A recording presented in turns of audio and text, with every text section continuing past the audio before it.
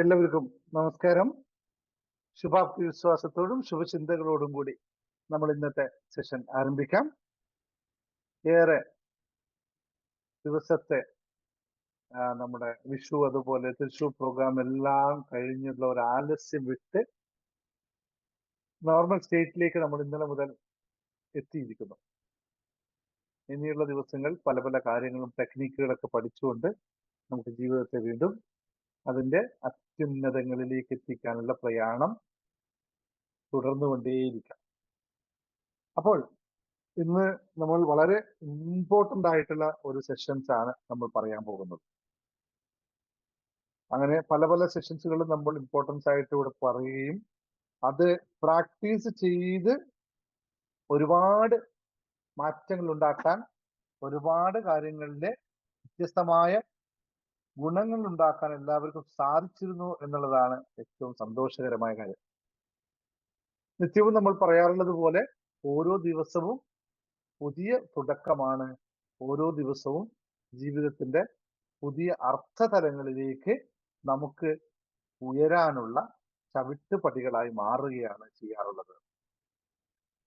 അപ്പോൾ സന്തോഷകരമായ ചില കാര്യങ്ങളൊക്കെ കഴിഞ്ഞ ദിവസങ്ങളിലൊക്കെ നമ്മൾ ഷെയർ ചെയ്തു. അതുപോലെ തന്നെ ജീവിതത്തിൽ എങ്ങനെ വിജയിക്കണം, എങ്ങനെ ജീവിതത്തെ കാണണം, അല്ലെങ്കിൽ ജീവിത വിജയത്തിന്റെ രഹസ്യം എന്താണ് എന്ന് ചിന്തിക്കുന്നവർക്ക് വേണ്ടി നമ്മൾ ഒരു പുസ്തകം തന്നെ ജീവിത വിജയത്തിന്റെ രഹസ്യം എന്ന രീതിയിൽ നിങ്ങളുടെ കയ്യിലേക്ക് എത്തിക്കൊണ്ടിരിക്കുകയാണ്. കഴിഞ്ഞ പ്രാവശ്യം പബ്ലിഷ് ചെയ്യും. അതുപോലെ തന്നെ നിങ്ങൾക്ക് എല്ലാവർക്കും അറിയുന്നതാണ് ആ പുസ്തകത്തിലെ കണ്ടന്റ്സും, കാരണം നിങ്ങളോടൊക്കെ പലപ്പോഴും ഡിസ്കസ് ചെയ്ത കാര്യമാണ്. അതിന്റെ ഒരു കോഴ്സും ജീവിത വിജയത്തിന്റെ രഹസ്യം എന്നത് കോഴ്സ് രൂപത്തിൽ നമ്മൾ ഇന്നലെ അനൗൺസ് ചെയ്യുകയുണ്ടായി. ജീവിതത്തിൽ വിജയം എന്ന് പറയുമ്പോൾ പലർക്കും അതിനോട് വലിയൊരു പ്രതിപത്തി ഇല്ല എന്ന് ഇന്നലത്തെ ക്ലാസ്സിൽ നിന്ന് എനിക്ക് മനസ്സിലായി, ഇന്നത്തെ യൂട്യൂബ് വീഡിയോയിൽ നിന്ന് മനസ്സിലായി. പക്ഷേ നിങ്ങൾ എല്ലാവരും മനസ്സിലാക്കേണ്ട ഒരു കാര്യം, ഈ ജീവിത വിജയം എന്ന് പറയുന്നത് തന്നെയാണ് പണം എന്ന് പറയുന്നതും എന്ന് മനസ്സിലാക്കുക. പണത്തെ പറ്റി പറയുമ്പോൾ അത് നമുക്ക് വല്ലാണ്ട് ഇഷ്ടപ്പെടുകയും അതിനോട് കൂടി സംസാരിക്കുകയും, എന്നാൽ ജീവിത വിജയം എന്ന് പറയുന്നത് നമ്മൾ പുറംതിരിഞ്ഞിരിക്കുകയും ചെയ്യുന്നു എന്ന് പറയുന്നത് വളരെ വിരോധാഭാസമായ ഒരു കാര്യമാണ് എന്ന് തിരിച്ചറിയുക. കാരണം പണത്തെ പറ്റി ചിന്തിക്കുമ്പോൾ മറ്റെല്ലാവരും ചിന്തിക്കുന്നത് എന്തായിരിക്കും എന്നൊന്ന് ടൈപ്പ് ചെയ്യാവോ നിങ്ങൾക്ക്? നമുക്ക് ഇന്ന് ക്യാപ്സൂൾ കഴിക്കുന്നതിന് മുമ്പ് പണത്തെ പറ്റി നിങ്ങൾ ചിന്തിക്കുമ്പോൾ നിങ്ങൾ ഏറ്റവും ആദ്യം ചിന്തിക്കുന്നത് പണത്തിന്റെ എന്ത് ഭാഗത്തെ പറ്റിയിട്ടാണെന്ന് ഒന്ന് പറയാവോ? ഒന്ന് ടൈപ്പ് ചെയ്യാവോ? എന്ന് വെച്ചാൽ പണത്തെ പറ്റി ചിന്തിക്കുമ്പോൾ നിങ്ങൾ പണം നമ്മുടെ ജീവിത വിജയമായിട്ടാണോ കാണുന്നത്? പണത്തെ പറ്റി ചിന്തിക്കുമ്പോൾ ലോണിനെയാണോ നിങ്ങളുടെ ചിന്തയിൽ വരുന്നത് എന്നൊന്ന് ഇപ്പോൾ ഇവിടെ ഇരിക്കുന്ന ആൾക്കാരും യൂട്യൂബ് കാണുന്നവരും ഒന്ന് കമന്റ് ചെയ്യണേ. നോക്കട്ടെ എന്താണ് നിങ്ങൾക്ക് പണത്തെ പറ്റി ചിന്തിക്കുമ്പോൾ വരുന്നത് എന്നുള്ളത്. ഇത് വളരെ പ്രധാനമുള്ള കാര്യമാണ്. ഹാപ്പി വിജയമൊക്കെ നിങ്ങൾക്ക് ഒന്ന് രണ്ട് ആൾക്കാർക്ക് പറയാൻ പറ്റുള്ളൂ. പണത്തെ പറ്റി ചിന്തിക്കുമ്പോൾ ഏറ്റവും കൂടുതൽ ആൾക്കാർ ചിന്തിക്കുന്നത് ലോണിനെ പറ്റിയിട്ടാണ്, കടത്തെ പറ്റിയിട്ടാണെന്ന് വ്യക്തമായി നമുക്കറിയാം. ഇപ്പോൾ ഇവിടെ ഇരിക്കുന്ന നിങ്ങൾ ചിലപ്പോ അല്ല എന്നൊക്കെ വെറുതെ പറഞ്ഞെന്ന് വരും. പക്ഷെ യാഥാർത്ഥ്യത്തിൽ നിങ്ങൾ എല്ലാവരും ലോണിനെ പറ്റി മാത്രമേ ചിന്തിക്കുന്നുള്ളൂ. അതുകൊണ്ടാണ് പണത്തെ പറ്റി പറയുമ്പോൾ ഞെടിയിടയിൽ പണം, അല്ലെങ്കിൽ ഇതാ പണം നിങ്ങളുടെ കൈകളിലേക്ക് എന്നൊക്കെ പറയുമ്പോൾ ചാടിക്കേറി പിടിക്കുന്നത് എന്ന് മനസ്സിലാക്കണം. അത് നിങ്ങൾക്കല്ല, യൂട്യൂബ് വീഡിയോ കാണുന്നവർക്കൊക്കെ പ്രത്യേകിച്ച് ഞാൻ പറയാണ്. എന്നാൽ ജീവിത വിജയമാണ് പണത്തിന്റെ അടിസ്ഥാനം എന്നൊന്നും ദയവായി ഒന്ന് തിരിച്ചറിയുക. ലോണല്ല, കടമല്ല ജീവിതത്തിന്റെ ലക്ഷ്യമെന്നും, നിങ്ങൾ കടത്തെ പറ്റിയിട്ടാണ് ചിന്തിക്കുന്നത്, കടം എങ്ങനെ കൊടുത്തു തീർക്കും എന്നതിനെ പറ്റിയിട്ടാണ് ചിന്തിക്കുന്നത്, ലോണിനെ പറ്റിയിട്ടാണ് ചിന്തിക്കുന്നത്, നിങ്ങൾക്ക് എന്തായിരിക്കും സംഭവിക്കുന്നത്? അതൊന്ന് നിങ്ങൾ ഇന്ന് ടൈപ്പ് ചെയ്യണേ. നിങ്ങൾ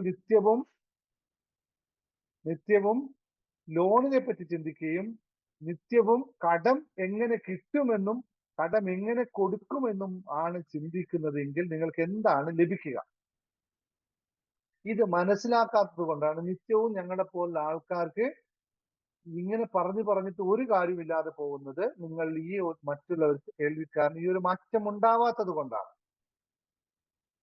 ടെൻഷൻ മാത്രമല്ല കിട്ടുക, കടം നിങ്ങൾ കടത്തെ പറ്റിയിട്ടും പണത്തെ എന്താ പറയുക ലോണിനെ പറ്റിയിട്ടാണ്. പണം എന്ന് കേൾക്കുമ്പോൾ ലോണിനെ പറ്റിയിട്ടും കടത്തെ പറ്റിയിട്ടും ആണ് നിങ്ങൾ ചിന്തിക്കുന്നതെങ്കിൽ അത് തന്നെയായിരിക്കും നിങ്ങൾ ജീവിതത്തിൽ മുഴുനീളം സംഭവിക്കുക എന്ന്. നിങ്ങൾ ഒരു സ്ഥലത്തല്ലേ മറ്റൊരു സ്ഥലത്തേക്ക് കടമെടുക്കും, പിന്നെയും കൊടുക്കും, പിന്നെയും എടുക്കും, പിന്നെയും കൊടുക്കും, പിന്നെയും കൊടുക്കും. ഇത് മാത്രമേ സംഭവിക്കുള്ളൂ. അതിനൊരു മാറ്റം ഉണ്ടാവണമെന്ന് നിങ്ങൾ ആഗ്രഹിക്കുന്നുവെങ്കിൽ, നിങ്ങൾ അതിനൊരു മാറ്റം ഉണ്ടാവണം ആഗ്രഹിച്ചേ പറ്റുള്ളൂ. ദയവ് ചെയ്ത് റിക്വസ്റ്റ് ആണ്, നിങ്ങൾ ആലോചിക്കേണ്ടത് കടത്തെ പറ്റിയിട്ടോ ലോണിനെ പറ്റിയിട്ടോ അല്ല, എങ്ങനെ എനിക്ക് ജീവിതത്തിൽ വിജയിക്കാം എന്നതാണ്. ജീവിതത്തിൽ എങ്ങനെ വിജയിക്കാമെന്ന് ചിന്തിക്കുന്നവൻ പിന്നെ ജീവിതത്തിൽ വിജയിക്കുക തന്നെ ചെയ്യും. അവന് കടവും ബാധ്യതകളും കടമൊന്നും ഒരിക്കലും വിഷയമേ അല്ല. അതൊരു ബാധ്യതയായി മാറാതിരുന്നാൽ മതി.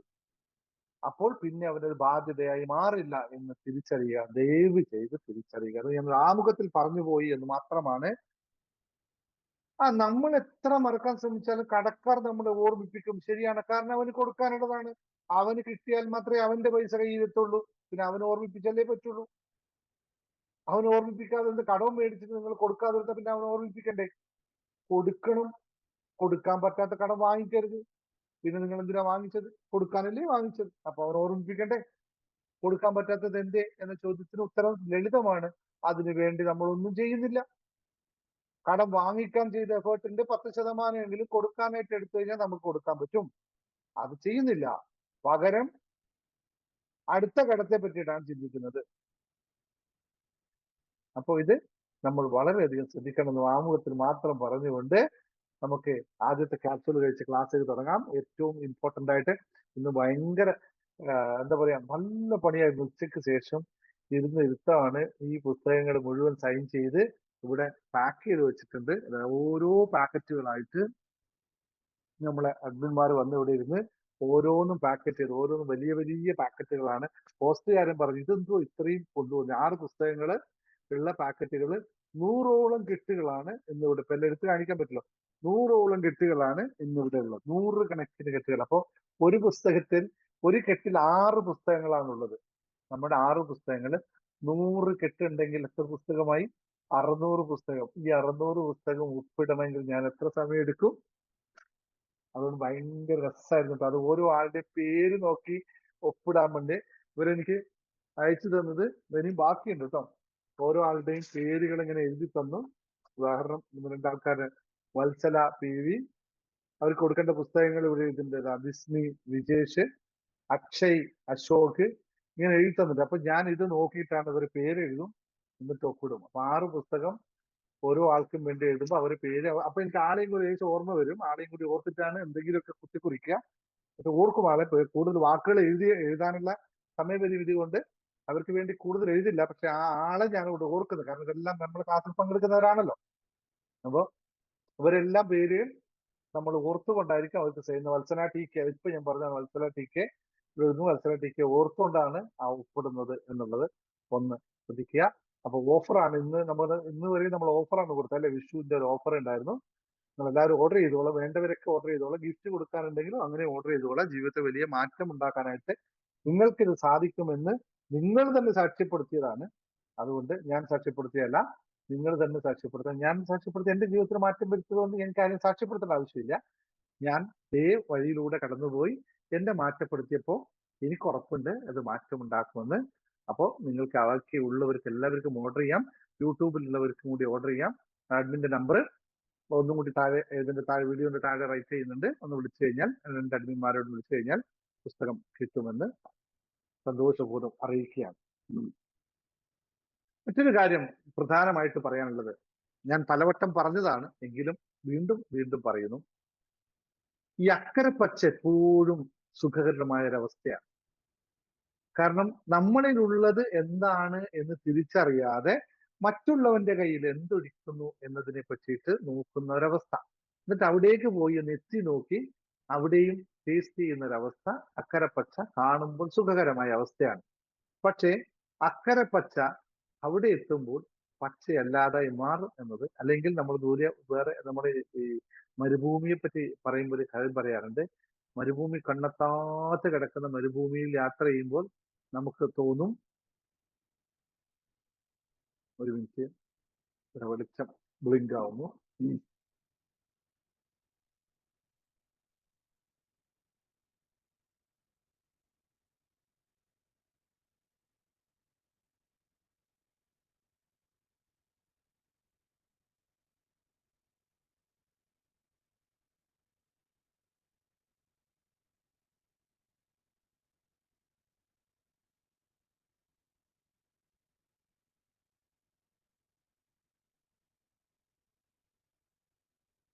കണ്ണെത്താത്ത മരുഭൂമിയിലൂടെ നമ്മൾ ദൂരേക്ക് നോക്കുമ്പോൾ നമുക്ക് മനസ്സിലാകും വലിയ ഒരു അത് എന്താ തടാകം അവിടെ നിൽക്കുന്നത്, വെള്ളം നിറഞ്ഞിരിക്കുന്ന തടാകം നിൽക്കുന്നത് നമുക്ക് കാണാൻ സാധിക്കും.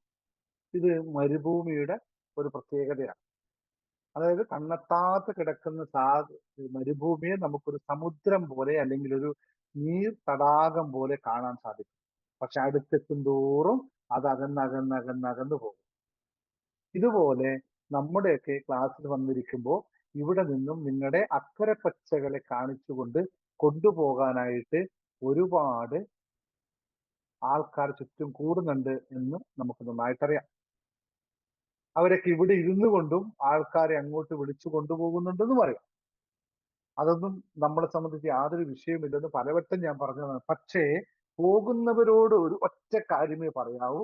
ഈ പറയാനുള്ളത്, അത് നിങ്ങൾക്ക് അവിടെ വെച്ച് നിങ്ങൾക്ക് നേടാൻ പറ്റും എന്ന് നിങ്ങൾ വിശ്വസിക്കുന്നുണ്ടെങ്കിൽ പോകുക, നേടുക, ജീവിതം സന്തോഷകരമാക്കി മാറ്റുക.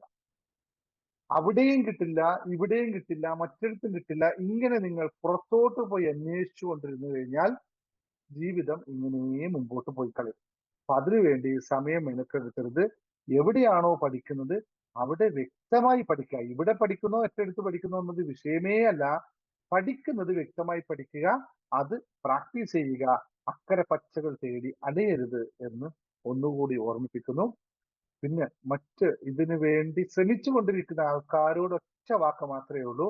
നിങ്ങൾ സ്ഥിരമായി പറഞ്ഞുകൊണ്ടിരിക്കുന്നത് ഞങ്ങളുടെ ഗുരു സ്പിരിച്വലി ഭയങ്കര പവർഫുൾ ഉള്ള ആളാണ്, അതീന്ദ്രിയ ശക്തിയുള്ള ഒരാളാണ്, അങ്ങോട്ട് വരൂ എന്നത് പറയുമ്പോൾ നിങ്ങൾ ആലോചിക്കണം ഈ പറയുന്നത് എത്രത്തോളം പോഷകതരമാണ് എന്നുള്ളത്. കാരണം ഒരു അതീന്ദ്രിയ ശക്തിയുള്ള ഒരാൾക്ക്, അല്ലെങ്കിൽ എന്താ പറയാ, സ്പിരിച്വലി ഹൈ ആയ ഒരാൾക്ക് ഇങ്ങനെയല്ല ശിഷ്യന്മാരുണ്ടാവുന്നത്. നിങ്ങൾ എന്നോട് സംസാരിച്ചത് കൊണ്ടാണ്, ആ വ്യക്തി എന്നെ തന്നെ വിളിച്ച് സംസാരിച്ചതുകൊണ്ട് ഞാൻ അയാളോട് പറഞ്ഞു മനസ്സിലാക്കിയിരുന്നു. പക്ഷെ മനസ്സിലായില്ല. കാരണം മനസ്സിലാക്കണമെങ്കിൽ തലക്കകത്ത് ഓളം ഉണ്ടാവണമായിരുന്നു. ആ ഓളമില്ലാത്ത പിടിച്ചിട്ട് ഇങ്ങനെ ആൾക്കാരെ കൂട്ടാനായിട്ട് ശ്രമിച്ചു കഴിഞ്ഞാൽ പോകുന്നയാൾക്കും ആളും മണ്ടന്മാരാകും, ആ വിളിക്കുന്നയാളും മണ്ടന്മാരാകും സമൂഹത്തിന്റെ ഇടയിൽ എന്ന് മാത്രം ഒന്നുകൂടി ഓർമ്മിപ്പിക്കുന്നു. കാരണം നിങ്ങൾ ആൾക്കാരെ നിർത്തിയിട്ട് മറ്റിടത്തുനിന്ന് ആൾക്കാരെ കൊണ്ടുപോകാനും ഒക്കെ ശ്രമിക്കുന്നുണ്ടെങ്കിൽ തലയിൽ ഓളമുള്ള ആൾക്കാരെ ഒന്ന് ഇതിനു വേണ്ടി നിയോഗിക്കണമെന്ന് പബ്ലിക്കായിട്ട് പറയുകയാണ്. ഇത് എന്നെങ്കിലും അവർ കേൾക്കുന്നുണ്ടെങ്കിൽ അവർക്ക്, അല്ലെങ്കിൽ നിങ്ങൾ ആരെങ്കിലും പോകുന്നുണ്ടെന്ന് പറയുക, ദിനേശ് സാർ ഇങ്ങനെ പറഞ്ഞു, ഓളമുള്ള ആളെ ചേർത്തുകൊണ്ട് വിളിക്കുക. അപ്പോൾ പോകുന്നവനോട് തെറ്റായ ധാരണകൾ കൊടുക്കാതെ കൊണ്ടുപോകാൻ പറ്റും എന്നുള്ളത്. ദൈവം ആണ് വിളിക്കുന്നത് എന്ന് പറയുമ്പോൾ ദൈവത്തിന് ആരെയും വിളിക്കേണ്ടി വരില്ല എന്നുകൂടി ചിന്തിക്കാനുള്ള ബുദ്ധിയെങ്കിലും ഉണ്ടായാൽ മതി. കാരണം അതീന്ദ്രിയ ശക്തിയും ദൈവത്തിന്റെ ദൂതനൊക്കെ നിൽക്കുന്ന ഒരാൾക്ക് ദൈവം നിങ്ങളെ വിളിക്കുന്നു വാ പോരൂ എന്ന് പറയേണ്ട ആവശ്യമില്ല. ദൈവം നേരിട്ട് വിളിച്ചോളൂ, അവർ പൊക്കോളൂ. അതിന് പ്രത്യേകിച്ച് ദൈവത്തിന് വേറൊരു ഇതൊന്നും ആവശ്യമില്ല എന്ന് ചിന്തിക്കാം. ഓക്കെ, ഞാൻ അതിലേക്ക് പോകുന്നില്ല, ഞാൻ വെളിപ്പെടുത്തിയത് മാത്രം ഒന്നുകൂടി പറഞ്ഞു മാത്രമേ ഉള്ളൂ. Thank you very much. അപ്പോ നമുക്ക് ഇന്നത്തെ ക്ലാസ്സിലേക്ക് കിടക്കാം. വളരെ ഇമ്പോർട്ടന്റ് ആയിട്ടുള്ള ക്ലാസ് ആണ്. നമുക്ക് സ്ത്രീകളെ സംബന്ധിച്ചും പുരുഷന്മാരെ സംബന്ധിച്ചും വളരെ ഇമ്പോർട്ടന്റ് ആയിട്ടുള്ള ക്ലാസ് ആണ്. കാരണം പുരുഷന്മാരും ചില കാര്യങ്ങൾ തിരിച്ചറിയണം, സ്ത്രീകളും ചില നഗ്ന സത്യങ്ങൾ അറിയണം എന്നുള്ള ഒരു ചിന്തയിലൂടെയാണ് ഇന്നത്തെ നമ്മൾ ക്ലാസ് എടുക്കുന്നത്. അപ്പോൾ ആർക്കെങ്കിലും ഹാപ്പി ന്യൂസ് പറയാനുണ്ടെങ്കിൽ ജസ്റ്റ് ഒന്ന് ഹാൻഡ് റൈസ് ചെയ്തോളൂ. അത് നമ്മൾ സ്ഥിരമായിട്ട് നമ്മൾ പറയുന്ന ആ രീതി നമുക്ക് ഒഴിവാക്കണ്ട. ഹാപ്പി ന്യൂസ് ഉള്ളവർ ജസ്റ്റ് ഒന്ന് ഹാൻഡ് റൈസ് ചെയ്താൽ ഞാൻ അൺമ്യൂട്ട് ചെയ്യാം. എന്നിട്ട് നമുക്ക് ക്ലാസ്സിലേക്ക് കിടക്കാം.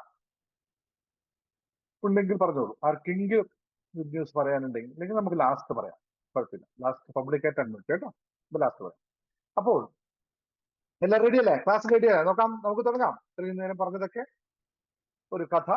ഇനി നമുക്ക് യഥാർത്ഥ ജീവിതത്തിൽ കിടക്കാം. റെഡിയാണോ? I am happy and ready. Yes, come on, take the എടുക്കൂ. ക്യാപ്സൂൾ എടുക്കൂ. I am happy and ready. നേരത്തെ കഴിച്ചവർ ഒന്നുകൂടി കഴിച്ചോളൂ. ഡബിൾ ഇരിക്കട്ടെ. എന്നെ വിളിച്ചിരുന്നു സാർ, ഞാൻ പറഞ്ഞു കറക്റ്റ് ആണ്, എനിക്ക് ഈ ക്ലാസ് മതിയെന്ന്. Okay, very good. ഒരു സ്ഥലത്ത് നിൽക്കൂ സജീവ്. നിങ്ങൾ പറഞ്ഞു നിങ്ങൾക്ക് ഒരു ക്ലാസ് മതിയെന്ന്. ഇവിടെ തന്നെ ഇഷ്ടംപോലെ ഫ്രീ ക്ലാസ്സുകൾ ഞാൻ തരുന്നുണ്ട്, നിങ്ങൾ കണ്ടിന്യൂ ചെയ്യും. ഇവിടുത്തെ പഠിച്ചു കഴിഞ്ഞിട്ട് മറ്റിടത്തേക്ക് പോകും.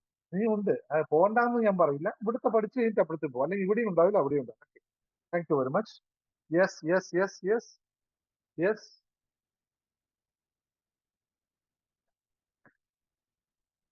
ശബ്ദം ക്ലിയർ ആണല്ലോ എന്റെ അല്ലേ? ഞാൻ ഒരു ഹെഡ്ഫോൺ ആണ് ഉപയോഗിക്കുന്നത്, സ്ഥിരമായിട്ട് നമ്മൾ ഉപയോഗിക്കാറില്ല. ശബ്ദം ഓക്കെ ആണല്ലോ? Happy and ready, happy and ready, come on come on come on, everybody everybody fast. Yes yes yes yes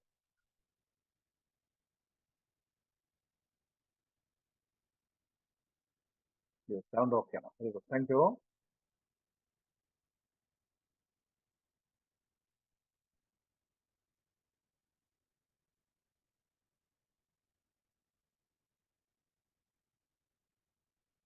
ഞാൻ ഇന്നത്തെ സെഷനിൽ നിങ്ങൾക്ക് എല്ലാവർക്കും അറിയാം, ഇന്നത്തെ സെഷൻ എല്ലാം ശ്രദ്ധിച്ചിട്ടാണല്ലോ വന്നിരിക്കുന്നത് അല്ലേ?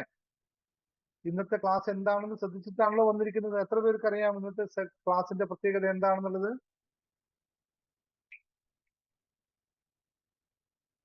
ഇന്നത്തെ സെഷന്റെ പ്രത്യേകത എന്താണെന്ന് അറിയാലോ?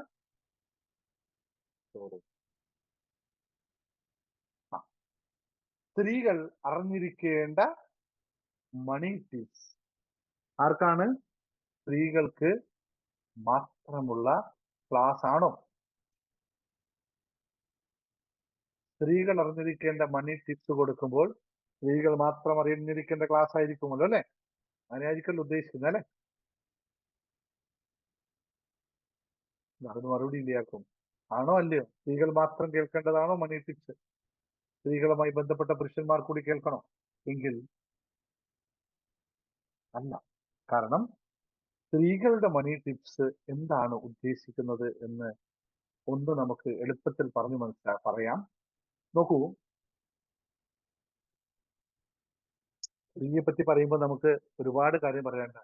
സ്ത്രീ അബലയാണ്, സ്ത്രീ സബലയാണ്, അങ്ങനെ പലതും ഒക്കെ പറയും അല്ലെ? കേൾക്കാമെന്ന് നോക്കണേ.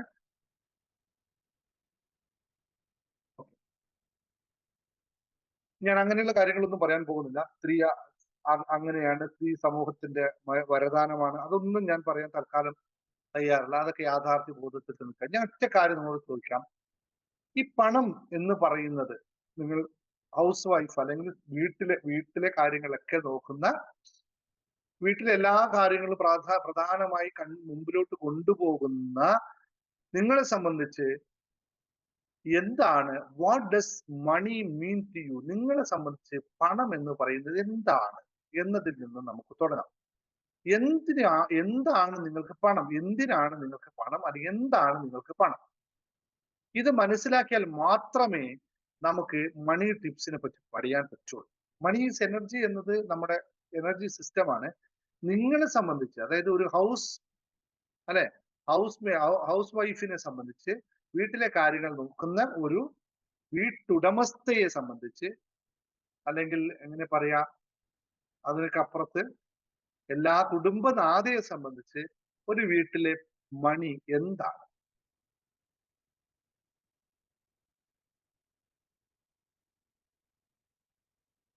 വീട്ടമ്മയെ സംബന്ധിച്ച് എന്താണ് മണി എന്ന്? ഇത് വളരെ പ്രധാനത്തോട് നിങ്ങൾ മനസ്സിലാക്കേണ്ടതാണ്. എന്തുകൊണ്ട് ഒരു വീട്ടമ്മയുടെ കയ്യിൽ പണം ഉണ്ടാവണം? അത് എങ്ങനെ ആയിരിക്കണം അവർ വിനിയോഗിക്കേണ്ടത്? എന്തൊക്കെ കാര്യങ്ങളിൽ ഒരു വീട്ടമ്മക്ക് പണത്തിന്റെ ആവശ്യകതയുണ്ട്? ഏതൊക്കെ കാര്യങ്ങളിൽ ഒരു വീട്ടമ്മ പണത്തിന്റെ നിയന്ത്രണവും സ്രോതസ്സും ഉണ്ടാക്കിയെടുക്കണം? ആവശ്യങ്ങൾ നിറവേറ്റാനുള്ള സോഴ്സ് ആണ് പണം. യെസ്, ആവശ്യങ്ങൾ നിറവേറ്റാനുള്ള ഒരു സോഴ്സ് ആണ് പണം.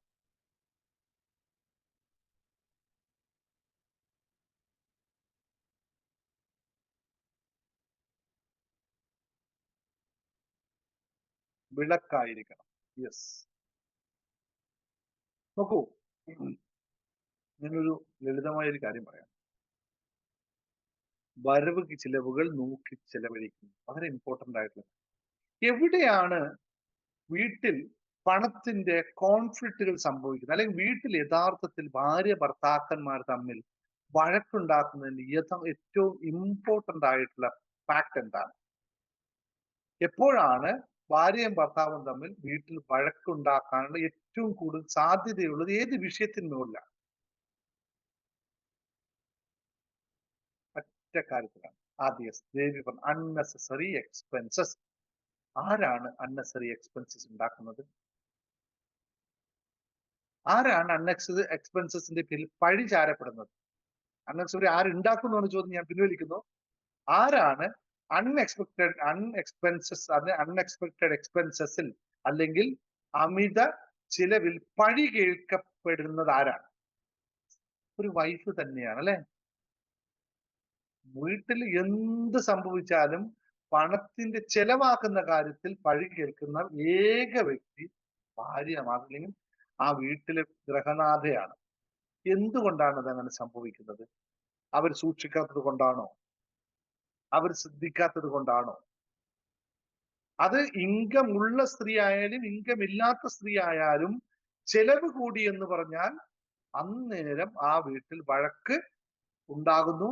ആ വഴക്ക് ചെന്ന് അവസാനിക്കുന്നത് നീ കാരണമാണ് ഇതെല്ലാം സംഭവിച്ചത് എന്നുള്ള ഗൃഹനാഥന്റെ അല്ലെങ്കിൽ ആ വീട്ടിലെ എന്താ പറയാ ഗൃഹനാഥന്റെ എന്ന് പറയാം, ആ ഗൃഹനാഥന്റെ പഴിചാരലിലേക്ക് കൊണ്ടെത്തിക്കുന്നു. ഇതല്ലേ യാഥാർത്ഥ്യം? ആണോ? എല്ലാവരും ടൈപ്പ് ചെയ്തോ. നിങ്ങളുടെയൊക്കെ വീട്ടിൽ ഇത് സംഭവിക്കുന്നുണ്ടോ എന്ന് ടൈപ്പ് ചെയ്തോളൂ. എങ്ങനെ കറങ്ങി തിരിച്ചാലും അത് അവസാനം നിങ്ങളുടെ കയ്യിൽ തന്നെ വന്നു ചേരും. ആണുങ്ങൾ ടൈപ്പ് ചെയ്തോളൂ കേട്ടോ. നിങ്ങളെല്ലാവരും നമ്മളെല്ലാവരും പറയുന്നതല്ലേ, നമ്മളടക്കം എല്ലാവരും പറയും ഞാൻ നിങ്ങൾ അടക്കുന്ന പുരുഷ മേധാവിത്വം അല്ലെങ്കിൽ പുരുഷവർഗം കൃത്യമായി പറയുന്നത് നിന്നെ കൊണ്ട് മാത്രമാണ്. എന്തുകൊണ്ടാണ് സംഭവം? Improper balance in financial management. എനിക്ക് കുഴപ്പമില്ല, എനിക്ക് സ്ഥിരമായി കിട്ടാറുണ്ട്, എനിക്ക് എപ്പോഴും ഇത് കിട്ടാറുണ്ട്. ശരി, അതന്നെ ഞാൻ പറഞ്ഞത്. നിങ്ങളും ഞാനും ഒക്കെ നമ്മളെല്ലാം ഒരേ സമൂഹത്തിലല്ലേ. നിങ്ങൾക്ക് എനിക്കും കിട്ടുന്നൊന്നുമല്ല, ഇത് സമൂഹത്തിന്റെ ഭാഗമാണ്. അല്ലാതെ ഇത് നിങ്ങളുടെ വീട്ടിൽ മാത്രം നടക്കുന്ന കാര്യമൊന്നുമല്ല. ഇത് സമൂഹത്തിന്റെ അവസ്ഥയാണ്. എന്തുകൊണ്ടാണ് സമൂഹം ഇങ്ങനെ പറയുന്നത്? എപ്പോഴും മേൽക്കോയ്മ ആണുങ്ങൾക്ക് മാത്രമേ എന്ന് തോന്നലാണ്. ആർക്കാണ് എപ്പോഴും മേൽക്കോയ്മ ആണുങ്ങൾക്ക് മാത്രമുള്ള തോന്നൽ ആർക്കാണ് ഉണ്ടായത്? ആണുങ്ങൾക്കാണോ പെണ്ണുങ്ങൾക്കാണോ? നിങ്ങളുടെ വീട്ടിൽ എപ്പോഴും ഒറ്റ ചോദ്യം ചോദിക്കാം. നിങ്ങളുടെ വീട്ടിൽ എല്ലാ കാര്യങ്ങളും തീരുമാനിക്കാനുള്ള അധികാരമുള്ളത് നിങ്ങളുടെ ഭർത്താക്കന്മാർക്ക് അല്ലെങ്കിൽ ആണുങ്ങൾക്കാണെന്ന് തീരുമാനിച്ചത് ആരാണ്? നിങ്ങളുടെ വീട്ടിൽ ആരാണ് അത് സംഭവിച്ചു കൊടുത്തത്? നമ്മുടെ വീട്ടിൽ എല്ലാ കാര്യങ്ങളും തീരുമാനിക്കേണ്ടത് ആണുങ്ങളാണ് എന്ന് അംഗീകരിച്ചത് ആരാണ്? ആണല്ലോ. ആ, സബ്ജക്ട് മാറിപ്പോകണ്ട, പറഞ്ഞു ഞാൻ കൃത്യമായി കാര്യത്തിലേക്ക് വരാം. തലമുറകളായി അല്ലെങ്കിൽ പാരമ്പര്യമായി നമ്മളിൽ ചേർത്ത് വെച്ചിരിക്കുകയാണ് സ്ത്രീകൾ എന്താണ്? അബലകളാണ്. അതുകൊണ്ട് അവരെ പ്രത്യേകിച്ച് ഒന്നിനും കൊള്ളത്തില്ല. എന്നിട്ട് ജോലി ചെയ്യാൻ പോയി കഴിഞ്ഞാലും ശമ്പളം കിട്ടിയ ഉടനെ തന്നെ നേരെ ശമ്പളം കിട്ടിയാൽ ആദ്യം ചെയ്യുന്ന പണി എന്താണെന്നറിയോ? ഭർത്താവിനെ വിളിക്കും. ഒരു പണിയും പണിയും പോവാതെ ജോലിക്കും തെരാപാരയും പോകാത്ത ഭർത്താവിനെ വിളിച്ചിട്ട് പറയും, ചേട്ടാ ശമ്പളം കിട്ടി കേട്ടോ. ഓക്കെ, ATM കാർഡ് ഉണ്ടോ? ചേട്ടന്റെ കയ്യിലേക്ക് ATM കാർഡ്. ചേട്ടൻ നേരെ ATM കാർഡിൽ പോകും. അവിടുന്ന് പൈസ മുഴുവൻ വിഡ്രോ ചെയ്യും. വീട്ടിന്റെ വിളക്കിന്റെ മുകളിൽ കുറച്ച് കരിയും കൂടി തേച്ചു. ആരുമല്ല ഇത് ഉണ്ടാക്കി വെച്ചത്, നിങ്ങൾ തന്നെയാണ് ഇതിന്റെ പൂർണ്ണമായ ഉത്തരവാദി. കാരണം ഞാൻ കൃത്യമായി മനസ്സിലാക്കി പറയാം. ജോലി കിട്ടുക, അപ്പോൾ അത് പറഞ്ഞിട്ട് ചേട്ടൻ ചിരിക്കുന്ന ചിരി കാണുമ്പോൾ നമുക്കുണ്ടാകുന്ന സന്തോഷമുണ്ടല്ലോ, അതാണ് സാറേ ജീവിതത്തിന്റെ ലക്ഷ്യം. അവസാനം ചേട്ടൻ എന്തെങ്കിലും പറഞ്ഞ് നമുക്ക് വരുമാനം ഇല്ലാതിരിക്കുമ്പോൾ നീ എന്നാ നിന്റെ വഴിക്ക് പോയിക്കോ എന്ന് പറയുമ്പോൾ അപ്പോൾ സന്തോഷം മറ്റൊരു വിധത്തിലായി മാറും. സ്വന്തം കാലിൽ നിൽക്കാൻ സാധിക്കാത്തതാണ് ഏറ്റവും വലിയ പരാജയമെന്ന് നിങ്ങളുടെ എല്ലാവരോടും കൃത്യമായി പറയും. നമുക്ക് സ്വയം കാലിൽ നിൽക്കാൻ പറ്റാതെ എല്ലാത്തിനും മറ്റുള്ളവരെ ആശ്രയിച്ചു പോകുന്നത് കൊണ്ടാണ് നിങ്ങളെ നല്ല ഉദ്ദേശിച്ച സ്ത്രീകളെ അബലകൾ എന്ന് വിളിക്കപ്പെടുന്നത്. ഇത് ഉണ്ടാക്കിയെടുത്തത് അവനവൻ തന്നെയാണ് എന്നൊന്ന് ഇനിയെങ്കിലും തിരിച്ചറിയാൻ ഒന്ന് ശ്രമിച്ചു നോക്കുക എന്നുള്ള ഓർമ്മ. അതുകൊണ്ട് ഇത് പറഞ്ഞിട്ട് എന്റെ ആണുങ്ങൾ ആരും വന്നിട്ട് എന്നെ പൊങ്കാലയിടാൻ വരേണ്ട. ഇത് സത്യമായ കാര്യമാണ്. നിങ്ങളും ഞാനും അംഗീകരിച്ച സത്യം തന്നെ. നമുക്കും ആഗ്രഹമുണ്ട് ഇവരിങ്ങനെയല്ല ആവേണ്ടത്, അങ്ങനെയായിരുന്നു ആവേണ്ടത്, കുറച്ചെങ്കിലും നിനക്ക് ബുദ്ധി ഉദിച്ചൂടെ എന്ന് ചോദിക്കുന്ന രീതിയിലേക്ക് നമ്മൾ പലപ്പോഴും മാറാറുണ്ട്. ഇത് അവർക്ക് വരാതിരിക്കാനുള്ള പ്രധാന കാരണം നമ്മൾ സ്ഥിരമായിട്ട് ഇതിങ്ങനെ ഫീൽ ചെയ്തുകൊണ്ടാണ് എന്ന് മാത്രമാണ്. നമുക്ക് കാര്യത്തിലേക്ക് കിടക്കാം. ഇത് ഞാൻ ഇതിന് എൻഗേജ്മെന്റ് പറഞ്ഞതുള്ളൂ. ഇതിൽ വേറെ കുറച്ച് തിരിച്ചറിവുകൾ മാത്രമാണ് ഞാൻ പറഞ്ഞു വന്നത് മാത്രമേ ഉള്ളൂ.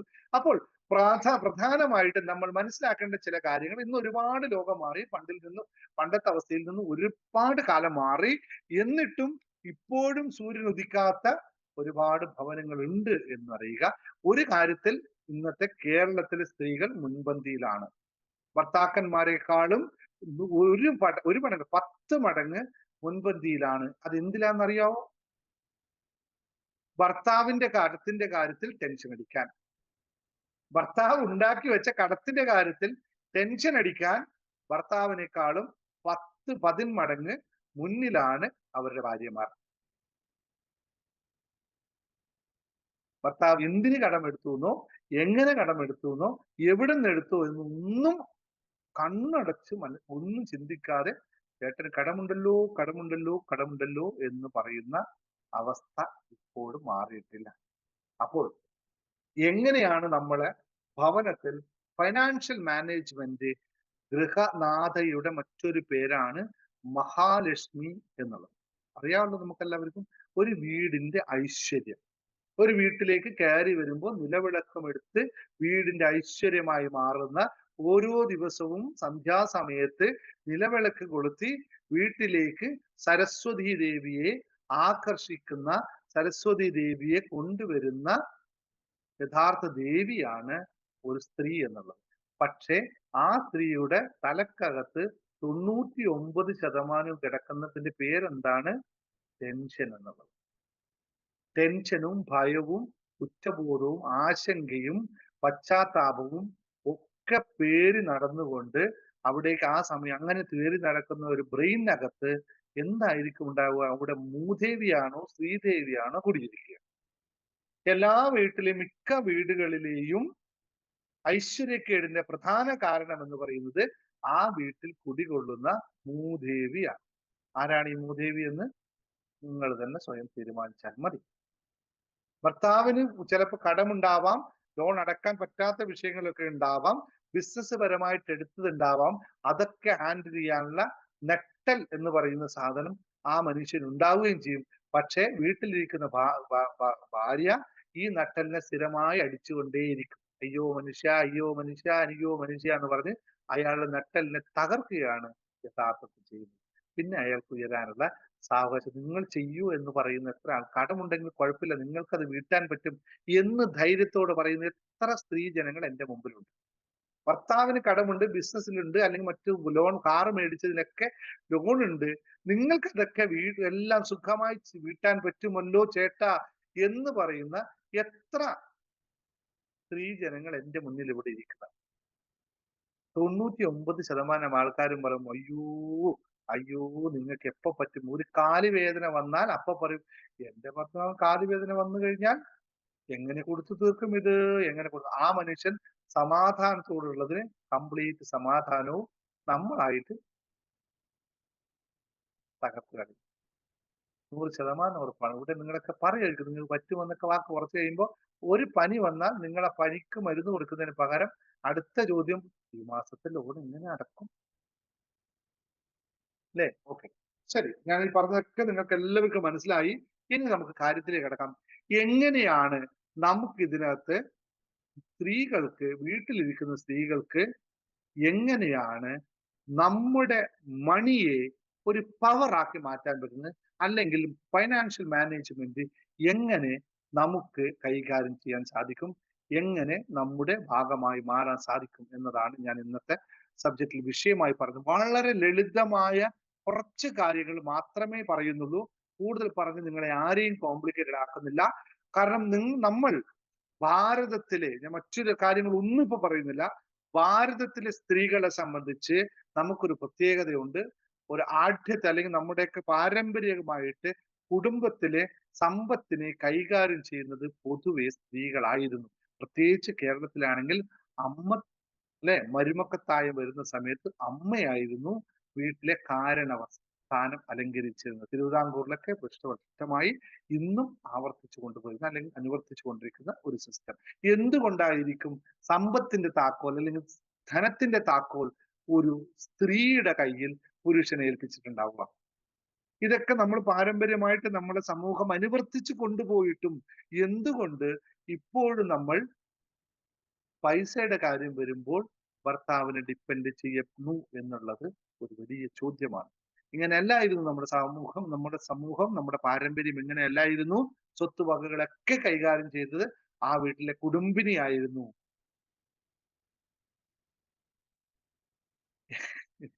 കുടുംബിനിയായിരുന്നു എന്നുള്ളതാണ്. ഏതോ ഭർത്താവ് സാറിനെ സ്വാധീനിച്ചിട്ടുണ്ട് ഇല്ല. ഞാൻ പറഞ്ഞ നഗ്ന സത്യങ്ങൾ മാത്രമാണ്. അപ്പോ നമ്മുടെ പണവുമായി ബന്ധപ്പെട്ട കാര്യത്തിൽ നമുക്ക് എവിടേക്കോ തെറ്റുപറ്റി. ഏതോ ഒരു കാര്യത്തിൽ നമ്മൾ എവിടെയോ വിട്ടുവീഴ്ചകൾ തയ്യാറായി. അതുകൊണ്ടാണ് വീട്ടിന്റെ പണത്തിന്റെ താക്കോൽ നമ്മുടെ കയ്യിൽ നിന്ന് നഷ്ടപ്പെട്ടു പോയത് എന്ന് തിരിച്ചറിയുക. ഒന്നാമതായിട്ടുള്ള ഒരു കാര്യം പറയാം. ആദ്യം നമ്മൾ വീട്ടമ്മമാരോട് പറയാനുള്ള കാര്യം എല്ലാവരോടും, നിങ്ങൾ ഇവിടെ ഇരിക്കുന്നവര് ഏറെക്കുറെ ഇതറിയാവുന്നതാണ്. എങ്കിലും നിങ്ങൾ വീണ്ടും ഒന്ന് പുനഃപരിശോധിച്ച് നോക്കണം. ഇത് എത്രത്തോളം നിങ്ങൾക്ക് അറിയാമെന്നുള്ളത്. അറിയാമെന്നതിന് അപ്പുറത്തേക്ക് എത്രത്തോളം തിരിച്ചറിവുകൾ നിങ്ങൾക്ക് ഇതിനകത്ത് ഉണ്ടായിട്ടുണ്ട് എന്നുള്ളതാണ്. ആ പോയിന്റ് ആണ് ഫൈനാൻഷ്യൽ ലിറ്ററസി എന്ന് പറയുന്നത്. പണം എന്താണെന്ന് മനസ്സിലാക്കുക. എഴുതി വെച്ചോളൂ. ഫൈനാൻഷ്യൽ ലിറ്ററസി എത്ര പേർക്ക് ഉണ്ട്? പണം എന്താണെന്ന് നമുക്ക് മനസ്സിലാവും. മണി ഈസ് എനർജി എന്നൊക്കെ പറഞ്ഞ അത് മറ്റൊരു കോൺസെപ്റ്റ് ആണ്. അത് നമ്മൾ ക്ലാസ്സിൽ പഠിപ്പിക്കുന്ന ലോ ഓഫ് അട്രാക്ഷൻ കോൺസെപ്റ്റ് ആണ്. ഇത് ഞാനിപ്പോ പറഞ്ഞ കോമൺ ആയിട്ടുള്ള ജീവിത സാഹചര്യങ്ങളെ കുറിച്ചിട്ടാണ്. പണം എവിടെ നിന്ന് വരുന്നു, എവിടേക്ക് പോകുന്നു, എങ്ങനെ സംഭരിക്കണം, എങ്ങനെ വളർത്തണം എന്നുള്ളതാണ് ഫൈനാൻഷ്യൽ ലിറ്ററസി എന്ന് പറയുന്നത്. ഇത് അറിയണം. എന്റെ ഭർത്താവിന് എത്ര ശമ്പളമുണ്ട്, നിങ്ങളുടെ ഭർത്താവിന് എത്ര ശമ്പളമുണ്ടെന്ന് ഒരാൾ ചോദിച്ചാൽ ഉടനെയുള്ള മറുപടി എന്താണെന്ന് അറിയോ? ചേട്ടനോട് ഞാൻ ഇതുവരെ അത് ചോദിച്ചില്ല. ഇല്ലേ? എത്ര പേര് ഇത് പറയും? ഭർത്താവിനോട് ചോദിക്കാം, നിങ്ങളുടെ ഭാര്യയ്ക്ക് എത്ര ശമ്പളം ഉണ്ടെന്ന് ചോദിച്ചാൽ ഒരു നിമിഷത്തിൽ മറുപടി പറയും. എന്തുകൊണ്ടാണെന്നറിയോ? അവനത് ചോദിച്ചിട്ടുണ്ടാവും. ആ പൈസ കൃത്യമായി അവന്റെ കയ്യിലേക്ക് എത്തിയിട്ടുമുണ്ടാവും. അതുകൊണ്ട് അവൻ അറിയാം ഈ മാസം ഓവർ ടൈം ചെയ്തിട്ട് ഭാര്യ എത്ര പൈസ മേടിച്ചു, കഴിഞ്ഞ മാസം ഒരു ദിവസം ലീവ് ആക്കിയപ്പോൾ എത്ര രൂപ കട്ടായി എന്നുള്ള മുഴുവൻ കണക്കും അവന്റെ കയ്യിലുണ്ടാവും. അവനത് കള്ളു കുടിച്ച് കളഞ്ഞാലും എന്താ പറയാ മറ്റു തെളിച്ച് കളഞ്ഞാലും കൃത്യമായി 10 വർഷം കഴിഞ്ഞിട്ടും അവന് ഓർമ്മയുണ്ടാവും ഇവള് കാശ് ഉണ്ടാക്കി കൊണ്ടുവന്നിട്ടുണ്ട്. തിരിച്ചാണെങ്കിൽ ഇതില്ല. ഇതിനാണ് പറയുന്നത് പണത്തിനെ പറ്റി അറിയണം. വെറുതെ സാർ അവര് പറയില്ലെന്നോ? ആര് പറഞ്ഞു പറയില്ലെന്നോ? അതിപ്പോ ചോദിക്കേണ്ടത് ചോദിക്കണം, പറയണമെന്നും വേണ്ട. അവര് മറച്ചു വെക്കാൻ എവിടെ നിൽക്കും? നിങ്ങൾ മറച്ചു വെക്കാൻ ഒന്നുമില്ലെങ്കിൽ അവർക്ക് മറച്ചു വെക്കാൻ സാധിക്കില്ല. അത് നിങ്ങൾക്ക് അറിയാത്തത് കൊണ്ടാണ്. നമ്മൾ എങ്ങനെയാണ് ആണിനോട് പെരുമാറുന്നത് പഠിക്കുക എന്നുള്ളതാണ് കല്യാണം കഴിയുന്നതിന് മുമ്പ് ആദ്യം ചെയ്യേണ്ട ഏറ്റവും വലിയ കോഴ്സ്. എങ്ങനെ ഒരാണിനോട് സംസാരിക്കണം.